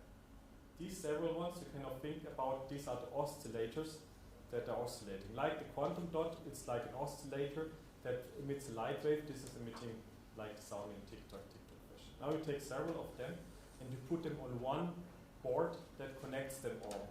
And more or less when you give this board some degrees of freedom, they will spontaneously start more or less to go in sync. Even if they start completely out of sync, just because they have this coupling mechanism through this base plate where they're mounted, they will start to sync after, I don't know, 1 minute or so. They go on YouTube, you find videos where people put like hundreds of these metronomes on a board, and it's really amazing. First, it's all a big mess, and then tuck, tuck, tuck, they all go in sync. And it's exactly this effect what we're also seeing with these quantum dots. Normal way how to assemble quantum dots that used to be done in the past is you take many of them, you just get the sum of the individuals. You see the mass one, they all emit by themselves. What we are now seeing when you have this coupling is that they go in sync. And this means that they're more or less cooperating, and this cooperative emission is what's boosting this light-matter interaction so much. And actually this is a very a direct sign of this extremely strong light-matter interaction with this material. And this you can control by arranging these quantum dots in a certain arrangement like this lattice. Okay, so one last question before we open up for questions from the audience. I know there are some questions also from the chat. But one thing that is particularly exciting in looking to the future of these developments and these innovations you're making in the lab is that I know it's early days yet, but in the future you could use these optical circuits to connect quantum computers with one another in a process called transduction, right? So maybe you can touch on that and the possibility someday perhaps of using that, and where do you see the future there? I mean, the main direction of our research at the moment is that we are looking towards making really all optical logic functions. But of course, now we were discussing that you are able with a single photon more or less to make the switch, and this is where this question immediately comes up. Can you use this, for example, with quantum computers? Because then you're really interacting with single quanta of light. To be honest, I don't know at the moment. We are doing research more or less because, for example, the state where we make these couplings and so, we don't know more or less what are the quantum properties of the light that is emitted by this thing. We just don't know yet. And this is experiments that we will do in the future. And then, of course, if you're looking towards applications like this, where you say quantum transduction is more or less a way how to transform the quantum information from one quantum system to another one. And people, I think, generally agree that maybe photons to do this transport is a good idea. Sometimes they're called flying qubits because they have normally this very low light-matter interaction. So this means you can transport this information over kilometers, more or less, without being distorted. So this is, I think, a very promising route that we're going there. How far, let's say, our research now that we're doing on these quantum systems, these quantum effects will really enter there, I cannot tell you. I mean, as I said, one can speculate if you're working with Singapore, it can make sense, but it's fundamental research, so it can turn out in many ways. Maybe people use it, for example, these coupled things as very bright light sources, or they use it for generating light sources that can be used for quantum microscopy, and many, many things that you can imagine that could be useful. But as said, for fundamental research, you make one discovery and then more or less people have their own minds and think of it, of applying it in a separate direction that we do. But I mean, this is why when we publish these things in journals, then of course everybody can read it, so we get a lot of input also from other people that say, hey, can you do this and that? You cannot prevent people from getting excited, right? Okay, so I'm losing this. I don't know why. With that, I will open up for questions from the audience here and also from the chat. Katja, if you have questions from the chat, you can also, but let's start here. Any questions for Thilo? Yeah. Do we have a mic?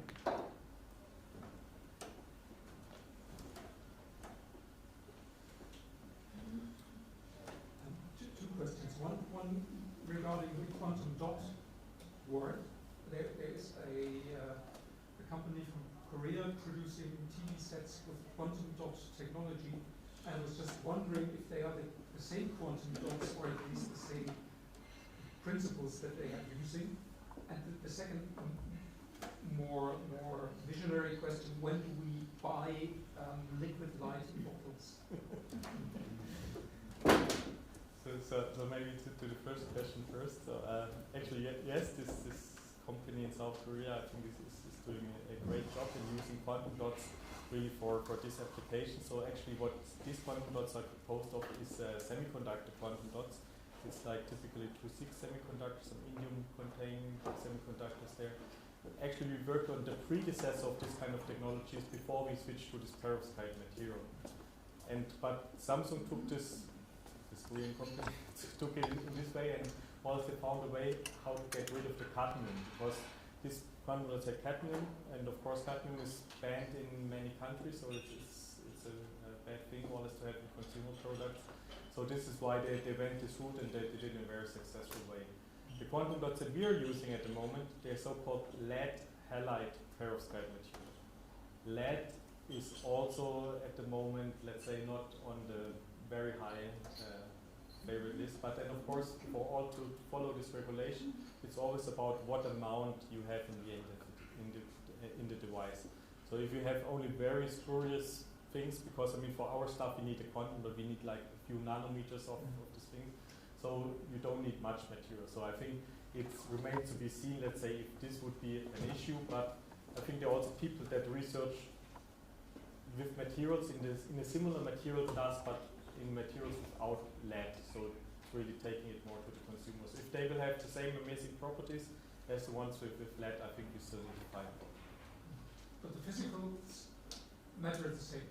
It's the same, but actually because the constituent material is different, so actually this perovskite quantum materials, it came to us as quite a surprise. So we worked together with the Kovalenko group at ETH in 2015. They were the first one to invent the synthesis of this material to make this nanocrystal happening, and then of course they're chemists, so they were interested about the optical properties, so they came to us.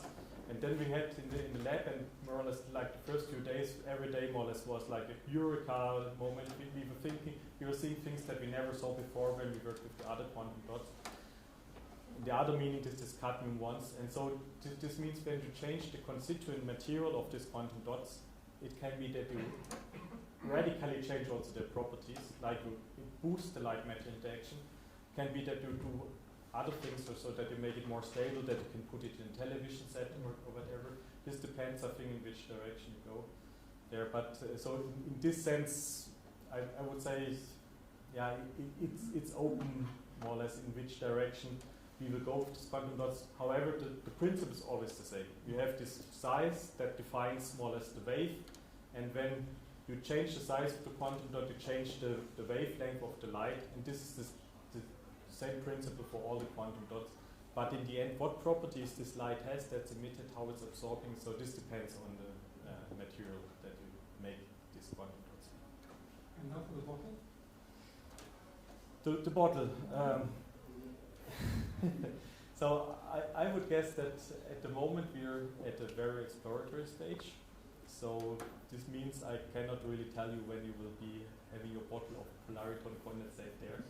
However, I think that it could be that it appears first in also some other applications where we're not, let's say, so much interested in, like, for example, for communication systems or so. Because also there, when you want, for example, to have a very fast optical network, you can think that you also need to switch there somehow very fast the light on and off, so have optical modulators that are very efficient, very fast.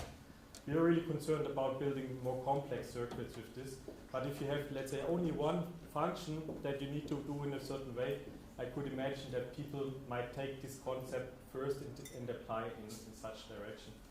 But this bottle of light remains to be seen. Any other questions? Yeah, I've got a question. I've got a question about the material you're using, the perovskite thing, whatever. When does it come into your equation? You really needed this kind of material, so you talked to some guys in the lab and they tried to synthesize it? Or you were being drunk with your colleague and say, hey, I found a new thing, and then you tried it? There are so many materials. Why are you picking up this one? Who is finding it? If someone is finding it and you didn't know about it, how can you make the connections? Because the knowledge is widespread. I don't understand. Exactly, and this is why it hit us really in surprise, like when we first started with this, because we were collaborating with them on the old quantum dots, this cadmium based, which were in the community around for like 20 years. And then they said, look, we found a new way to synthesize new materials. Are you interested to try? And then we gave it a try, and as I said, more or less the first few days it was like, we did this and that, experiment that.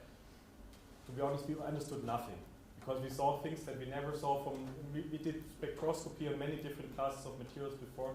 We saw things that we couldn't really understand, and actually it took us then like 2 years to really understand what's happening, because this is where we discovered this very strong intrinsic light-matter interaction that I told you, like 20 to 1,000 times faster. We already discovered by accident there that they can couple, that they can have this collective effect. All these things we saw in the lab, and we actually didn't have a big clue, to be honest, what's happening, because we were so experienced with the other old materials. So then, and also of course the chemists say, look, yeah, we've got this, just try, see what you find. And then of course they do it because they want to make some new quantum dots for televisions or displays and things like this, but they don't have this kind of things in mind. And then we put it in our lab, and then we see these amazing things.